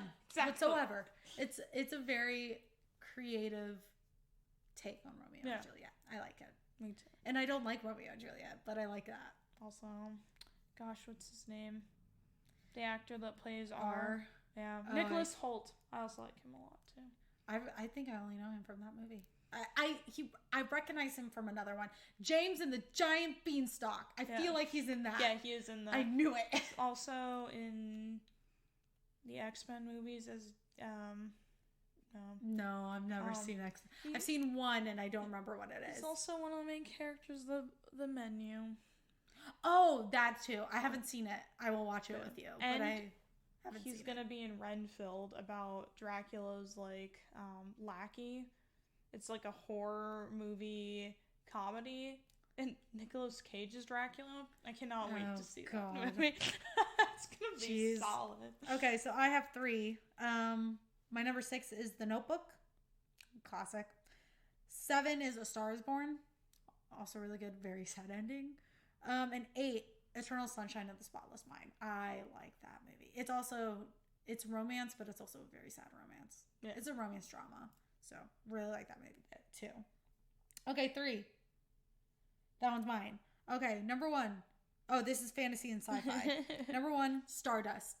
Oh my god, I love that movie. I used to say it was my guilty pleasure movie, but I watched one of my favorite YouTube channels. Their name is Cinema Therapy, where they're kind of like us, basically. There's a therapist, but I'm not a therapist, but there's a certified therapist and then a filmmaker, and they watch movies and they dissect them. He does the therapy side, the psychology side, The other guy does the film side and like actually like filming side. And they did Stardust, and I was all ready for them to like shit on it. I was so ready to hear some bad comments. They said it's actually one of the better movies they've ever seen. That was romance movies. But of course, I didn't put it in romance because I like more of the sci-fi elements, sci-fi fantasy elements of it. Because she's a star, and that's cool. Also, guess what? Enemies to lovers. Your favorite. But yeah, I love Stardust. And now I will never say it's a guilty pleasure. I'm proud to like that movie. There you go. I'm glad for you. My number one is Endgame. I didn't even think of putting Avengers in fantasy. That makes so much sense. Honestly, dang it. Being a Marvel fan, like... Oh, wait, yes, I did. Never mind. Since I went to see Iron Man in theaters in 2008 with my dad, and I had watched all of them since then. Just, like, seeing all of the movies come together and the storylines to make just epic movie. One word, epic. Every time when they all come back from being dust. Snapped. I literally, like, it gives me chills. Like, I get goosebumps every time. When I was in the theater, I wanted to scream. Love it. I agree. That's a good choice. Yeah. Damn. I did think of I did think of Marvel, but I didn't think of Endgame. I should have. Damn. Well, no, I shouldn't have, because then that would have canceled us. Ow. Second one, Free Guy. That's good, man. Free Guy. I mean, technically that kind of has Avengers in it a little bit. Yeah. A cameo. Again, Ryan Reynolds. Love Ryan Reynolds. It's just a really good movie. It's a very cool play. It's a little bit of romance. Got heartburn? I do have heartburn. Just a really good movie overall. Very clever. Very interesting. Also, the guy from Stranger Things is one of the characters in the real world. Yeah. And then the other girl. Also, I don't know what she's in. Taika Waititi's in it. Director of Thor Ragnarok. He's in it, or he directed it? He's in the movie. Who does he play? The corporate dude. Oh, it doesn't he have like really blonde hair? He's just yelling at everyone. He's blonde hair. Or he was the villain? Something. I don't remember. Yeah, he was the guy who was like trying to destroy the world, and he took the blueprints and all that. Yeah. Yeah, he had blonde hair. Oh, I've always seen him with... In the movie, he had blonde hair. Okay. Not in real life. Yeah, he might have been dyed for that role. Yeah. He also plays Korg. You haven't seen Thor Ragnarok, or... I have. Okay, yeah. I've seen Ragnarok. I've seen all the Thor movies. He plays Korg, the rock guy. Oh, okay. That's him? Yeah. He's the director, and he changed his voice very, very nice. Very easily. Go ahead, 3. Mine's 2. Oh, 2. Yeah. Sorry. My second one is Chronicles of Narnia 2. The first one... Prince Caspian? Yeah, first one, amazing. I love the first one. But the second one, I love that one. I would argue the third one's very underrated. I think the third one is the best one. I haven't seen the third one. I think it goes 3, 2, 1. But I love the second one. Also, I still remember Prince Caspian's actor, Ben Barnes, because I had the biggest crush on him. That movie came out when I was in 5th grade, so I was 10, and I was like, he's so cute. See, I think I like the third one the best because there's a dragon in it. Dragons are sick. Yeah. And you never seen a dragon in it. But Prince Caspian is a very close second. That's a really good movie, too. I also think Prince Caspian has a lot going on in it. Like, him wanting to... Like, Caspian wanting to save his people, but then the conflict with him and Peter, and their different ideas of what's best for the people. Yeah, love that movie. Also get to see more, like, of a broken down, like, society of the creatures, and, like, trying to take it back from us darn humans. Beautiful. Yeah. My third one is Shang-Chi. Yes, solid. Such a good movie. Also dragons. I really like dragons. You just have a thing for dragons, don't you? And it's funny because I don't like Lord of the Rings, and it has dragons. Oh, but my thing is, don't make a book into 3 movies. I'm not watching them. No, I don't actually think it was 1 book into 3 movies. It might have been, but I can't remember. But it was definitely 3 movies that didn't need to be 3 movies long. It was 1 trip. Oh my gosh. Vloggers can do like a whole week into like a 10-minute video. Maybe do that. Yeah. Do a vlogging version of Lord of the Rings. Come on. Shang-Chi is just really good. Love the music. Love the actors. Love the actor. The main actor. Ooh. What did I see? The main actor, Simu Liu, I think is his name. He's going to be in the Barbie movie. I saw that. Yes. I was like, oh my gosh. And Margot Robbie's in it. Yeah. And then Ryan Gosling's also in it. I have to watch it. That movie's good. But, yeah, I only know him from Kim's Convenience. Yeah. He plays, which is funny because he's not Korean. And he plays a Korean man. I'm like, wow. Almost. He almost, I think he's Chinese. And he, he's Chinese. Yeah, he plays a Korean man. And they did an interview with him saying, like, do you, like, care that they casted you as a Korean man? He's like, oh, well, I got a job. No, he was more like, it's, it's whatever. I wish it was more like a Chinese family because that's what I am. But, hey, I like the show. Being like, maybe, he was like, I wish there was more Chinese representation, I think, is what he said. And then he plays Chinese man in Shang-Chi. So thank goodness he got the representation for that movie. They need to do more. 4. 3. I'm on 3. Wait, why are you on 3? Oh yeah, because I started. You're on 3. My third one actually is Knock at the Cabin. I've only seen that movie twice, and I already really like it. Is that fantasy? I thought that was horror. It's kind of horror fantasy. Blurs the lines because psychological. Yeah, it's kind of psychological, but like it's kind of sci-fi because it's about like this stuff. Yeah, that I don't need to know now. Yeah, so you see it as more sci-fi. Yeah, I think it's horror. Kind of sci-fi, but also horror. But yeah, that movie's really good. I think it has a lot of thought-provoking like storyline as well, and I just find that movie really interesting and love Dave Bautista. I said that earlier. Love him. You only get to see him, like, I think the only acting I've really seen him in is Drax. Yeah. Like, being funny, but he does a really good job with the serious role. I want to see him, like... It's kind of like a Jim Carrey. Yeah. Like, you only see him in funny roles, and then Eternal Sunshine of the Spotless Mind, he plays a really serious role, and he's very good in it. The comedy actors also do serious stuff. Yeah. My number 4 is Mockingjay Part 2. I didn't even not the first one. Part 2 is the best one of all of them. It goes Part 2, then 2, Catching Fire, then 1, and then throwaway Part 1. I get why it's needed, but throwaway Part 1. You could just watch Part 2 and you know what's going on, for the most part. I will die on this hill. Okay. Number 4 for you. Number 4, I do have to throw it back to my nostalgia. Oh no. I know what you're going to say. Just the whole Twilight series. Oh. I know they're not good. I know they're not great. But they are mine. They're mine. I grew up loving them, being obsessed with them, so they're always going to hold a spot because I love nostalgia and like things I find nostalgic, and those just bring me back to like... Those are fun movies to watch while drunk, though.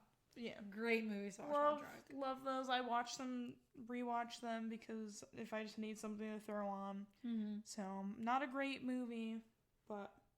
Well, that's okay. My next one's not a very great movie either, but it's a guilty pleasure. Number 5, Hansel and Gretel, Witch Hunters. Oh, yeah. Such a good... mostly for the two main actors. Alexandria, is that her name? I don't know. I don't remember her name. The girl... And Jeremy Renner. Jeremy Renner. Just great. I love Jeremy Renner. He's Jeremy Renner in the movie, basically. But the girl who plays Gretel, she's also in Prince of Persia. She plays the queen. I love Prince of Persia. Yeah, she plays the queen of Persia. She plays the queen of that city that they're trying to overtake. She's in it. She plays Gretel. She's just a great actress. I want to grow up and be like her. She's badass. I like her. Anyway, She's also one of the earliest girl crushes, like celebrity crushes I ever had. Because I was like pretty. 16, 15, and I saw her and I went, her. She's the girl I like. No one else. Just her. No one. No men. I agree. No male celebrities. I just want her. You know. What's your number 5? Honestly, I have to change my mind now because I didn't think of Prince of Persia. No, you can't change your mind. You have to do what you did. I didn't change my mind. I changed my mind for one of them, but that was during when I was writing Prince of Persia definitely be like up there. An alternative. We'll throw it into the alternative. Love that movie. Also love Jake Gyllenhaal.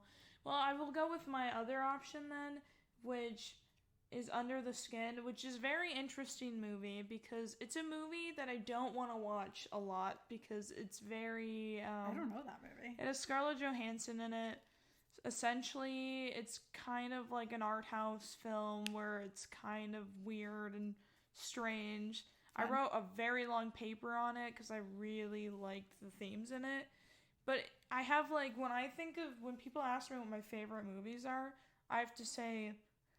like favorite movies to watch to be entertained or favorite movies to analyze like my film studies major, like what I would watch in my film classes, and that was like one of my favorites, and it's a movie I never like to like go back and watch unless I'm wanting to analyze it and I need to go back and finish my paper. But essentially she's like, is this early Scarlett Johansson? 2013 Is that early? I don't know.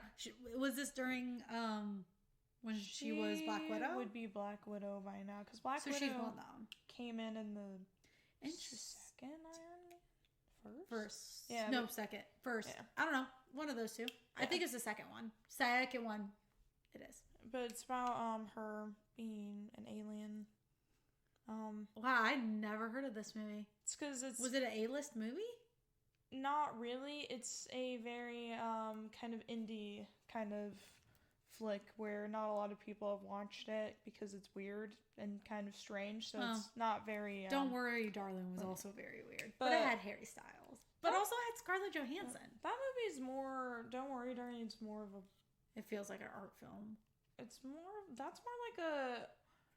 It's weird, but it was definitely like a movie like that was made for like the theaters and like a lot of people to go see. I wouldn't say Under the Skin was made for a large audience of people because it's very strange. Yeah, love that movie though. I can't wait to talk about that. My alternatives, I have 3. Passengers, good movies.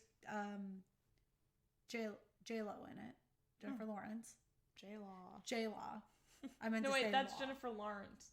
Yeah, Lawrence. Yeah, okay. Jennifer Lawrence, not Jennifer Lopez. J-Law. J-Law, yeah. I meant to say J-Law. Okay. J-Law in it. I was like, Jennifer Lopez, interesting. Oh my god, brain not working. Jurassic World. Chris Pratt. I kept wanting to say Chris Pine, but I was like, that's not him. Wow, names are not working for me. Oh, you were just talking about Don't Worry, Darling. Chris Pine. Oh, and Chris Pine's in that, yeah. The Host. I took that. I like that movie. I do not like she hates that movie because she loves the book. But that is my favorite book of all time. It's a good book. It's just such a long book. Read it like 12 times. Yeah, I liked the book. It was just super long. So I had to listen to the audiobook while I was doing pottery. Oh yeah, because of your attention span. Yeah, I just could not. See, I can sit down with the long book and I will just eat it up. Yeah, for me it was slow. Now this is a controversial, my last one. Percy Jackson. I like the first one. Both of the movies I liked. The second one I don't remember. The thing is with me and books, kind of like you and the Host, you're very connected to them. Like the book and the movie. Because you love the book so much, if it doesn't replicate the movie, it turns you off. For me, I'm very good at separating them. I don't know why. I'm very easy at separating books and movies. So I love the Percy Jackson books. Love them growing up. I still have them. Well, I don't still have them. I bought the book set because I love them so much and I'm rereading them. When the movies came out, nothing like the books. Not at all. Thing is, still like it. Still got Greek gods in it. Still like it. Still very interesting. I don't like the ending of the second one because they skipped. I believe they skipped until like what happens in the fifth book from what I remember, but I'm also rereading the second book not right now because I'm reading Harry Potter, but I'm going to reread the second book after Harry Potter and see if that's what happened. I don't remember that in the second book. The second one I don't remember. Second book is with the Golden Fleece. I don't know if that pinpoints anything. It's on Disney Plus. The second one. Very, I think, good. I think it's funny. And also has Clarice in it, which in the first book, Clarice is in it. And in the first movie, she's not in it. So in the second one, you see her a lot more. And I think she's a funny character. She's rude and low-key a little bit of a bitch, but I like her. Mm-hmm. Your alternatives. Prince of Persia. Yeah, and then I have The Golden Compass. Man, I used to have the DS game to that. I don't remember the movie. I watched it in theaters. I think I did too. I've always really liked it. I remember her riding a polar bear. That's it. Yes. That's all I remember. But I haven't seen that in literally, I think, since I saw it in the movie theaters. Kind of a dark kids fantasy movie, but yep, I like that one. Oh, that means you get to go first for the horror psychological. What are you doing? I have a message for you. A message? It's at the bottom.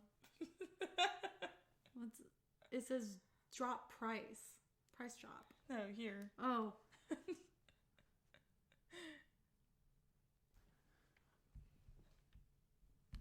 Okay. We're back. Yes. We had an emergency. Always on an emergency in this house. Okay. We decided we're going to speed run this because it's almost at the 2-hour mark. Yes. But, okay. Horror, psychological thriller. These are going to be my favorites. Yes.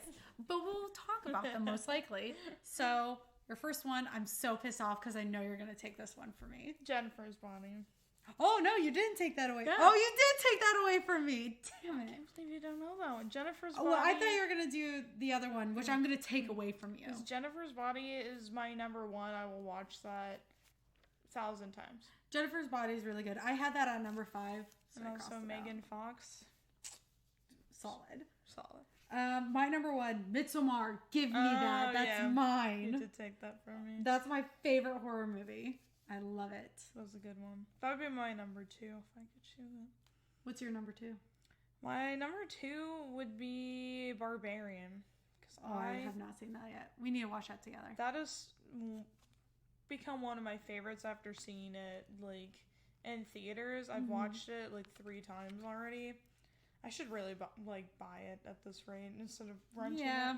Well, no, it was on streaming. Yeah, it's streaming now. Yeah, such a good movie. I definitely want to talk about that one because I have a lot of thoughts. Yeah, that's on my list. 2, this might be on your list. I'm taking it still. The Invisible Man. Oh, no. I did think about putting that one, though. That is my second favorite because that one's a really awesome. I own that one on my... Yeah, you do. YouTube. It's very good rendition of or remake of The Invisible Man. Very, not like insanely realistic, but it has a realistic element to it. Him not being truly invisible is just cameras. Also a good story of domestic violence and trauma. Yeah. Everything. PTSD. Great. Yes. We'll also be talking about that one. Number 3. No, it would be... Oh, yeah, you're number 3. Never mind. I'm really not understanding this back and forth. Yes, number 3 is Bodies, Bodies, Bodies. I own this movie now because I watched it like 4 months ago, and like since then I've probably watched it once like every month because it's just such a good like time capsule of Gen Z lingo, but also poking fun at a very specific Gen Z like stereotype where they think they're being woke, but really it's all about them, but they like put on a front that they're like super, it's like a hero complex. Yeah, they're like, or a martyr, like, no, and then they don't really think about what they're saying because they're also like rich Gen Zers, so like even worse. Yeah, so love that movie. So yeah, you want to watch that one with me. She's been pressing. She's like, you need to watch this movie. Also, you need to watch this movie. Because it's a whodunit. It's so much fun to make people watch with you. And I love whodunits. So can't Those are wait. fun. My favorite whodunit Murder on the Orient Express. I had no idea where to put that one. So, but that one's a really good movie. I guess classic, but not really. 3. Okay, this is not a movie, but it's one of my favorite horror TV shows, Haunting of Hill House. I made you watch the first episode. So good. It's so long though, but it's a very good TV show. Love it. Putting it in there. That's all. There's nothing more I could say. It's what I would have put that as my number 1 if Midsommar wasn't a movie. If it wasn't a movie. Yeah. If it wasn't a movie, I probably would have put it as my number 1. Because I don't think Invisible Man is my number 1. Mm-hmm. All right, number 4. Mm-hmm. The Menu. 2022 bangers in horror. Oh my gosh, so many good ones that became my instant favorites. Also watched The Menu like 3 times now, like since I've seen it in theaters. Mm-hmm. Love it. So funny, but like also horrific. Mm-hmm. But like also just being like in like chef stuff and like making fun of like really fancy chef people who are like, here's your plate of like foam, here's your dinner. Yeah. Like really high class fancy, but also making fun of the rich people who go there and eat us. So that did remind me, I did have an honorary romance one, Always Be My Maybe. That reminded me of Always Be My Maybe. That's a very good movie. But yeah, another movie you want me to watch with you. Yeah. You're like, you need to watch this. And I'm like, so good. My 4 is Cabin in the Woods. Great. It's funny because I watched that movie when I was in middle school. And Same. I was like a high horror snob, and if it didn't scare me, I was like, dumb. This is a dumb movie. It's such a good movie. But after watching the kill count for it, I really like gained a new insight to it. But as a middle schooler, I was like, I'm too cool for this because it's not scary. Yeah, that's why I like it, because it's not scary, but it's very, again, interesting to see like my favorite scene is when everyone is partying in the little control room and the hillbilly zombie is slamming her on the pier. Like that, I crack up so hard. Not because it's just so funny to see the like hyperbole between the two. So good. And it explains almost all horror movies. Yeah. Love it. That one is really good. Great one. You took my number 5. My number 5 is Halloween Ends, which people don't particularly like Halloween Ends, even though... No, Halloween Kills, not Halloween Ends. That movie was a mess. Sorry, misspoke. I really want to, like, when I start this horror movie blog, I'm going to write a post about how I could fix Halloween Ends, because I have so many thoughts on how to make that better. So Halloween Kills is what I meant. Halloween Kills is also kind of like divisive where people don't really like it, but if I just want I have this thing, and hopefully it doesn't sound psychotic, but I just crave like violence sometimes, but not on people. Yes. She internalizes her anger. Yeah. So she doesn't externalize it towards people, and she finds a relief by watching violent movies. Yeah, and that movie, like the Halloween 2018 trilogy, most violent and brutal Michael Myers, like he's not very nice, but for some reason, obviously he's a murderer. But I mean, like other versions of Michael Myers, he usually just like stabs. This is a Michael Myers that like tortures, like not torture, but like he kills people in a more brutal way that like. Just a brutal movie. I don't know why, but if I'm angry, I just want to watch that. I'm surprised you didn't put Saw.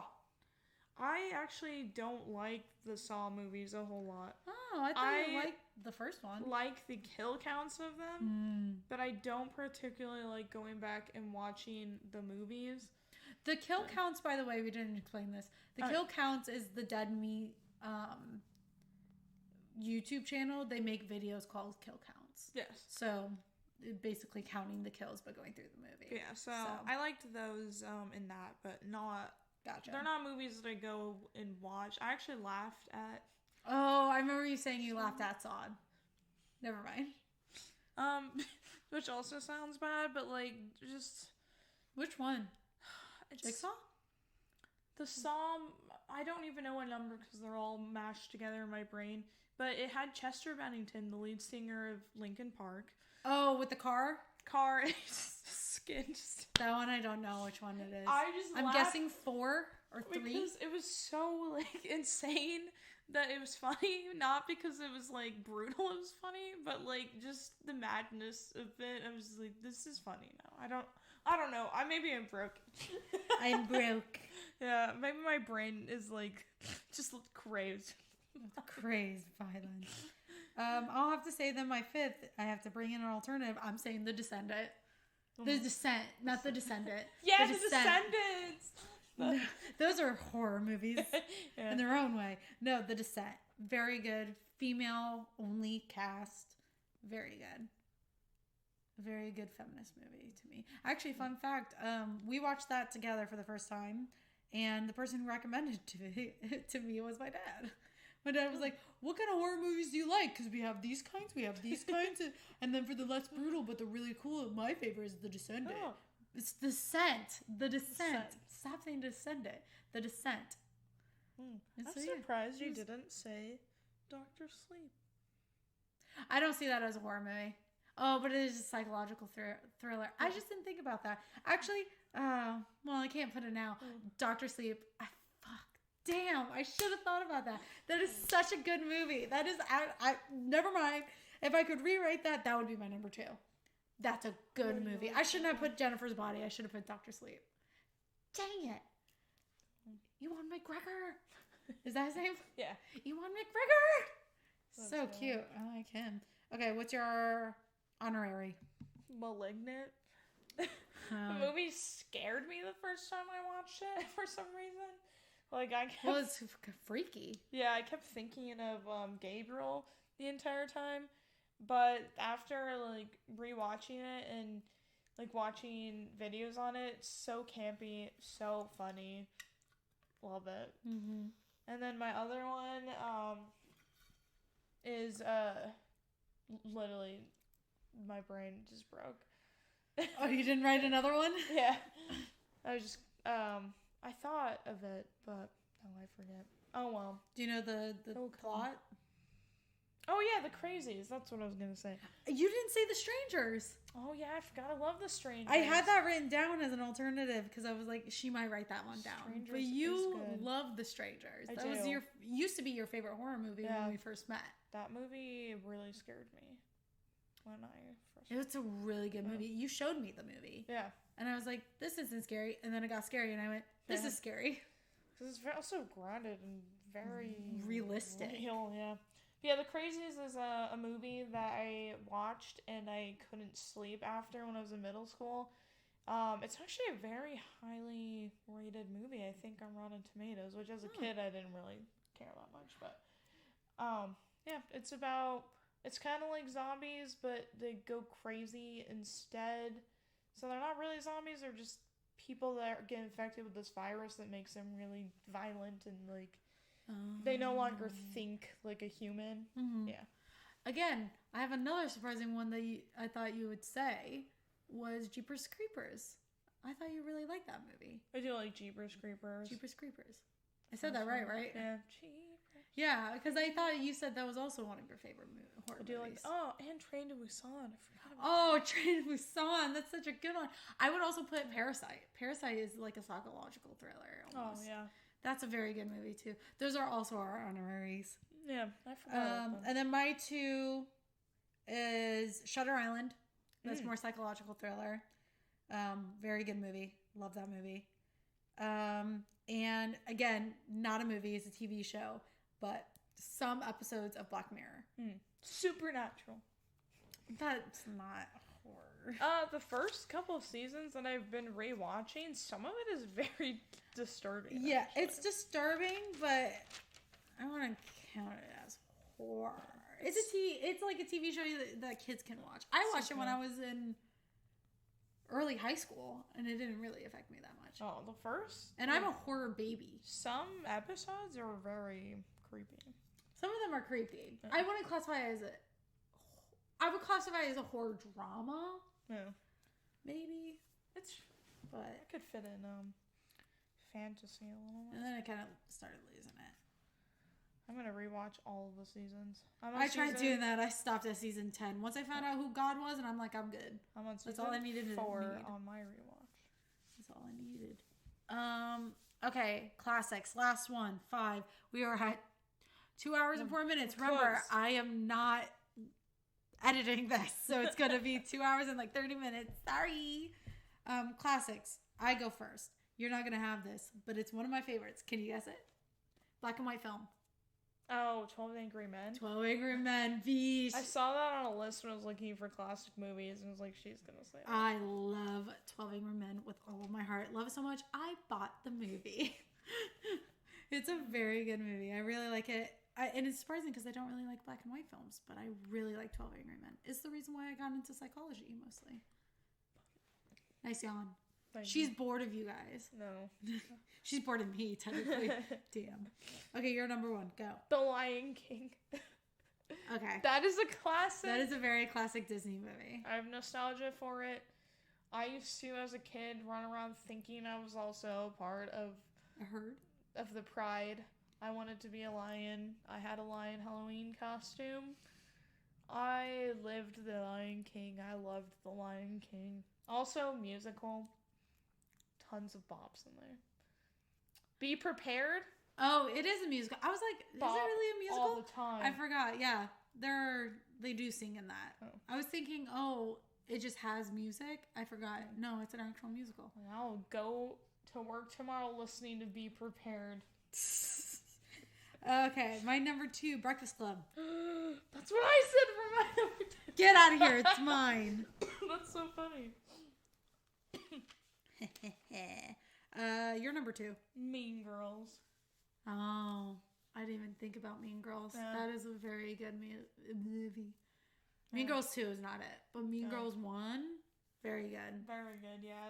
I go back and rewatch Mean Girls. I watched that when I was in elementary school, I think. Probably shouldn't have been. But my friend showed it to me. I loved Mean Girls. I still love Mean Girls. I don't think I watched it until I was in college. Not because I wasn't allowed to. It's just I didn't see the reason of watching it. And then I was like, I'm bored. And I was in college. And, our college had that website where they had free movies, free streaming. So it was on there. And I was like, okay, I'll watch it. And I was like, damn, this is a really good movie. I think for me, it's better as an adult. Because I got everything. Yeah. If I was a kid, I probably wouldn't have liked it. But very good. That's a good one. 3, Beauty and the Beast. I thought you would choose that one. Beauty and the Beast. Yeah, I didn't know if I wanted it higher, but I was like, I think it's middle of the road for me. It's a really good movie. I like it. I honestly, this might be another controversial hot take, but I like the remake better than the original. I like the remake. I really like Emma Watson. I think she could have been a better singer, but also I like her. It's also funny though, an English woman playing a French woman and not having a French accent. But it's funny. But it's also better than in the original having an American accent playing a French woman. But closer. But I just also really like. And they also included a song in there that was from the Broadway musical. That's a very good song. And it reminds me of my best friend in high school singing it for his high school play. He played the Beast. So I saw it. It was good. He's a very good singer. I wonder what he's doing. Okay, you're number 3. I had to say Halloween, the original Halloween 1970s one. That's it. I have a shirt that's Halloween. I bought it before I watched the movie. I watched the movie and I was like, is this really the hype? But I think it's just because it was a different time. It was scary back then. Yeah, and also it was like the beginning of like a lot of slashers. Slashers, yeah. It's like the king of slashers. Yeah. So also introduced iconic Michael Myers, like. This mask is creepy. I will say the character was creepy. It just wasn't scary, but again, different time, different horror. Yeah. We take it to the awful level. Yeah. Well, back then that was their awful. People were scared of Jaws. But my dad was scared of Jaws. It's funny though, because movies also could get away with a lot more things. Like, I think they could get away a lot more with social things. Like, gore things, not so much. There's a movie, No. It was this movie where it was a rape revenge movie, and it's a very hard movie to watch because it's very, graphic in its nature of the rape. And also Evil Dead, same thing. The first Evil Dead movie has a rape scene with like vines and like those things kind of. Yeah, I think they could get they could get away with a lot of things, mostly when it was violence towards women. Yeah. And then when slashers came around, it became less about gore and more about suspense. Yeah. And so that's when it took a turn. Yeah. So that's why it's not scary as what we see now or way back when, because it's not gory. Yeah. What we expect as horror. But it's more of a feeling of they're always watching you, which is scary in themselves. So probably some people find that scary. Yeah. Which I find is scary when I don't know if somebody's watching me like a stalker or whatever. Yeah. But like, I don't know. Probably the time difference just made it a little. The music is great. I will say the music's great. I think the cinematography is good. It's a good movie. I can objectively say it's a good movie. It's just not one that I personally gravitate to, but it's objectively a fantastic movie. Yeah. Objectively. Yes. Objectively means fact. Okay. Yeah. I almost mixed that up with subjectively. A movie that was a staple for the time and became a big turning point in horror. Yeah. And also stayed around for so long. Like, there's so many Halloween movies. There is. They need to stop. Will they ever? Who knows? You know, it's like Saw all over again. You gotta stop.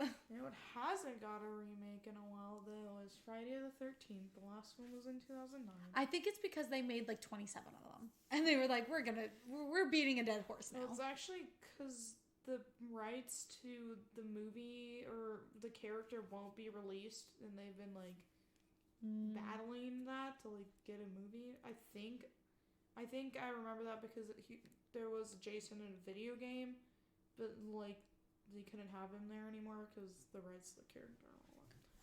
Big like Spider-Man thing. Oh, it's a Spider-Man. Owning the rights of the character. And gotcha.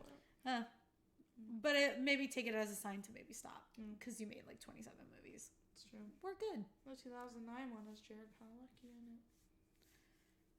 in it. Young? 2009. He would have been still in his 20s. Yeah. No offense to Jared Padalecki. It just gives me nostalgia because of early Supernatural. A very cute 22 and a 30-year-old. He's still like. He's attractive, but he's more manly now. When he was younger, he just had like that floppy like. Cute he had like the baby face, and it was really cute. And he was the younger. He looked like a younger brother, and that's why I really.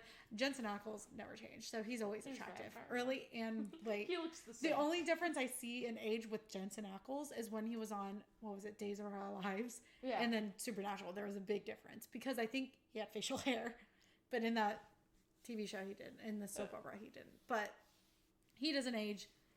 Jared Padalecki aged very well. It's just the baby face gives me a nostalgia, and I love it.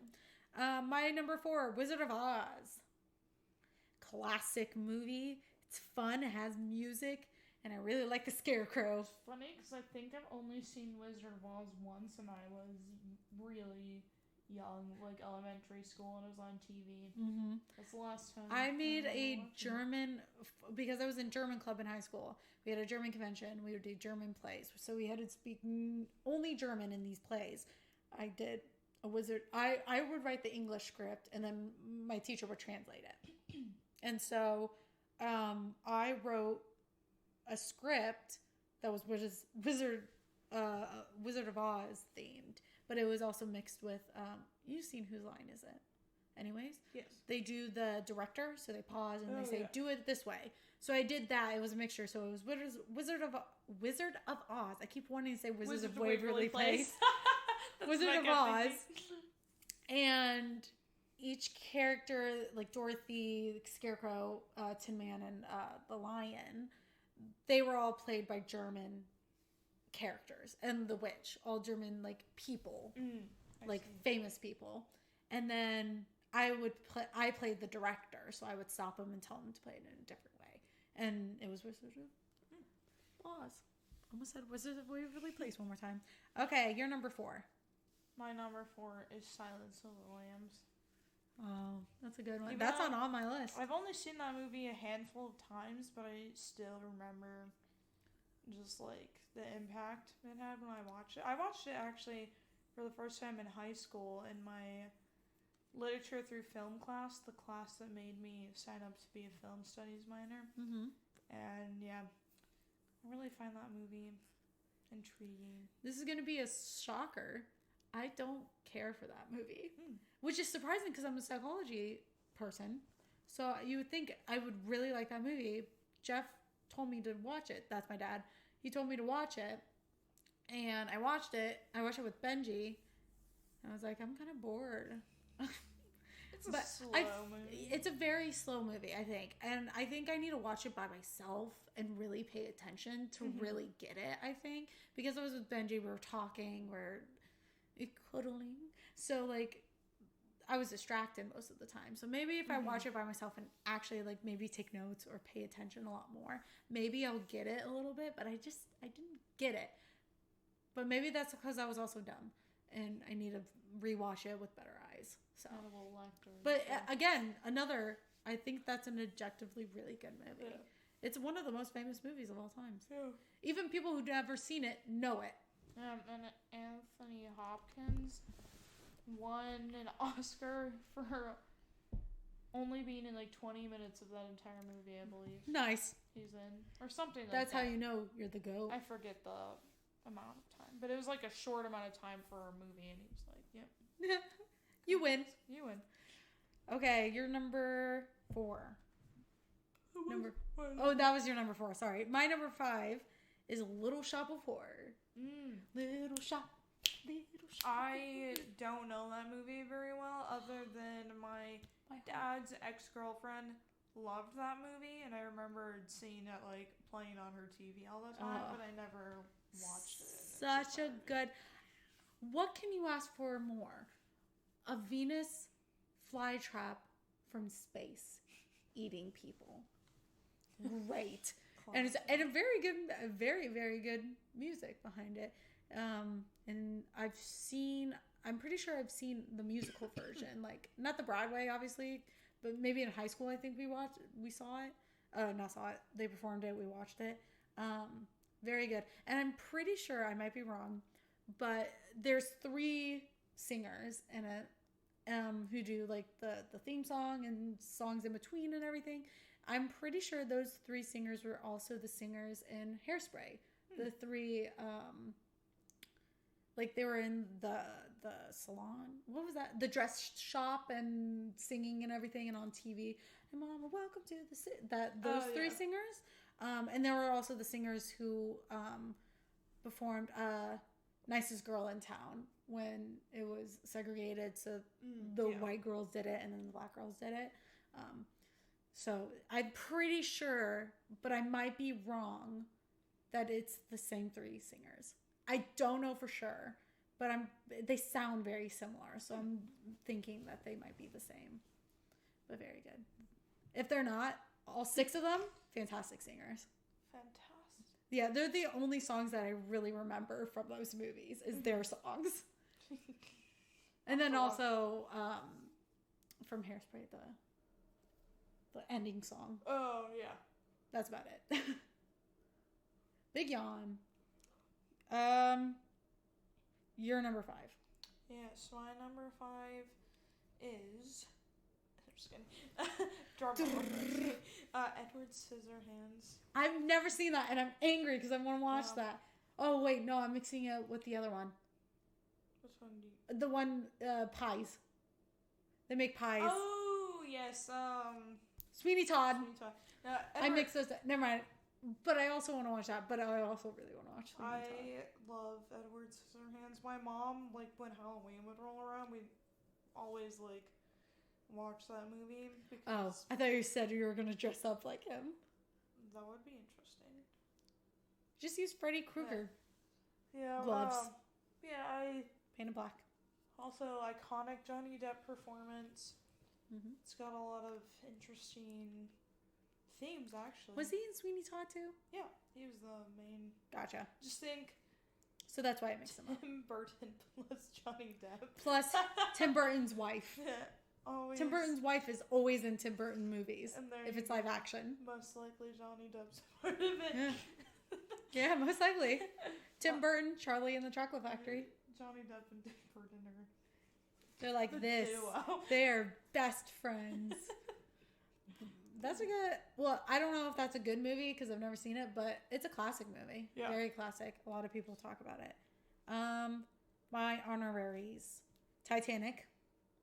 It's a classic movie. I'm surprised you didn't choose that for romance. No, because I wanted it for classic. Because I knew, like, I like it more for classic than I do for romance. Like the story of the Titanic. Well, I'm surprised more than the romance. Not up on your classic. Because I like all these more. It's a good movie. It's just 3 hours. It's a long time. It always makes me cry though. It's just 3 hours. And 3 hours is a long time. My 7th one is Phantom of the Opera. Here's the thing. I used to hate that movie. Hated it. Because I never understood it. Rewatched it as an adult. I like it a lot more. I think the music's really cool. I like it, I think, mostly for the music. And then also the psychology behind the love triangle is really interesting. But some of it just made me nod off a little bit. But music makes it, like, up there for me. And then I have Grease as one of my classic ones. Because, again, I don't like it because of the romance. I like it because of the time era. Yeah. That it was put in. Yeah. The timepiece.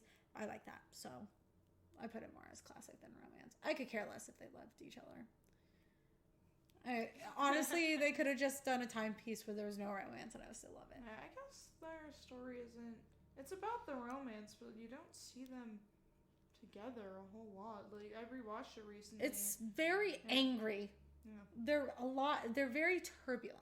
That's why I don't like it for the romance, because they're very, very turbulent. Yeah. And also, I just don't like Zuko. Danny Zuko as a character. Yeah. I just don't like him. I do like how he became a sports person for her. For track? Yeah, and then she came back in her, like, badass Sandy outfit, and he's just like... Yeah, and you know what makes me so mad about that scene? He looks more in love with her when she's like that than when she's in her normal attire. And I think that's what gets me mad about that movie. I love the movie for the timepiece, but the romance aspect, I really don't like it because of the time that it was in when it was being filmed 70s and romance and everything. Like, a woman doesn't have value unless she's sexy. Or like an arm piece almost. Yeah. So that's why I was like, the romance, again, I could take it or leave it. It's fine. I wish they didn't argue as much. The arguing makes me upset. And also, again, I don't like Danny Zuko's character. But I liked him wanting to be better for her. But better for her is basically getting a letter.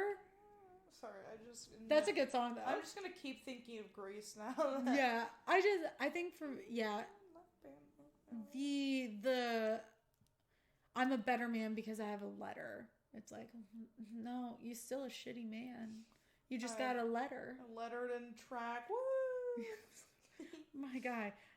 Not even a cool sport. Water polo. That'd be fun. He became a... Jockey. Disc jockey?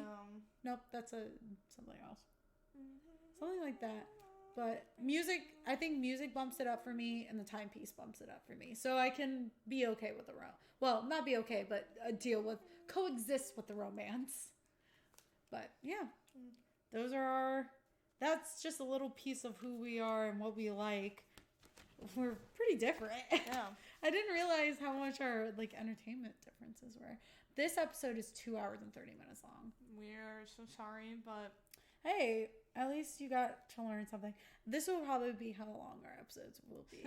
I was like, we'll try to keep it under 2 hours.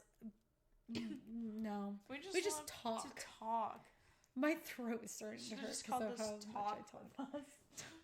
Talkative dummies. No. But I don't know, we might have more structure going forward because we won't be talking as much about, like, ourselves, more like, well, have, like, a list of things. I really want to try to keep it, like, conversational, though. Yeah. Because I don't want to be a teacher again. Yeah. I don't want to teach our podcast again. So having it very conversational would be fun. And it's something that I really like listening to. Yeah. When people just have a conversation. Kind of like Dead Meat podcast. I've never seen an episode, but I've seen snippets because I'll accidentally click into the wrong video. So I'll see them like talking and I'm like, oh, that's nice. I like that aspect. Want more podcasts like that. Because there are not a lot of podcasts of people really going in depth and analyzing movies. Mm-hmm. It's usually like funny, like let's make fun of this movie, and I crave analyzation. Yeah, something informational, but also it's entertaining because it's a conversation. So it's not just lecturing. My side will also become a new genre. Film analysis? There's a lot of film analysis podcasts out there, but it's more like teaching. Yeah, that's what I mean. Yeah, it's not like casual learn something. Maybe ours will join like the Dead Meat podcast. Very casual learning. I like that. Yeah. Casual learning. Let's get sponsored by Dead Meat. No, I'm just kidding. I don't think they can sponsor us. I want to collab with them. One day, that'll be a goal. How about that? Please, James. It's just in the the description. Dead Meat, please notice us. Please notice us. Please. Well, we don't really have a sign off. We should make a sign off right now. Go watch Friends. That's our sign off. Go watch Friends. No, you don't like it? But it should be a sign off. See you in the next one. I like go watch Friends. Yeah. You can say see you in the next one. I'll say go watch Friends. We'll go in that order. Yeah. Perfect. All right. Let's do it. Sign off. See you in the next one. Go watch Friends. The TV show. If you didn't understand. Or just your friends. Or just go watch your friends in the meadow. But maybe with a sparkling vampire. Because that could be stalking, but you know. Not if they know. Don't be an Edward, okay? That could be our sign off. Don't be an Edward. Go watch Friends. Don't be an Edward. We're doing that. Okay, that's solid. Perfect. Cut. Cut.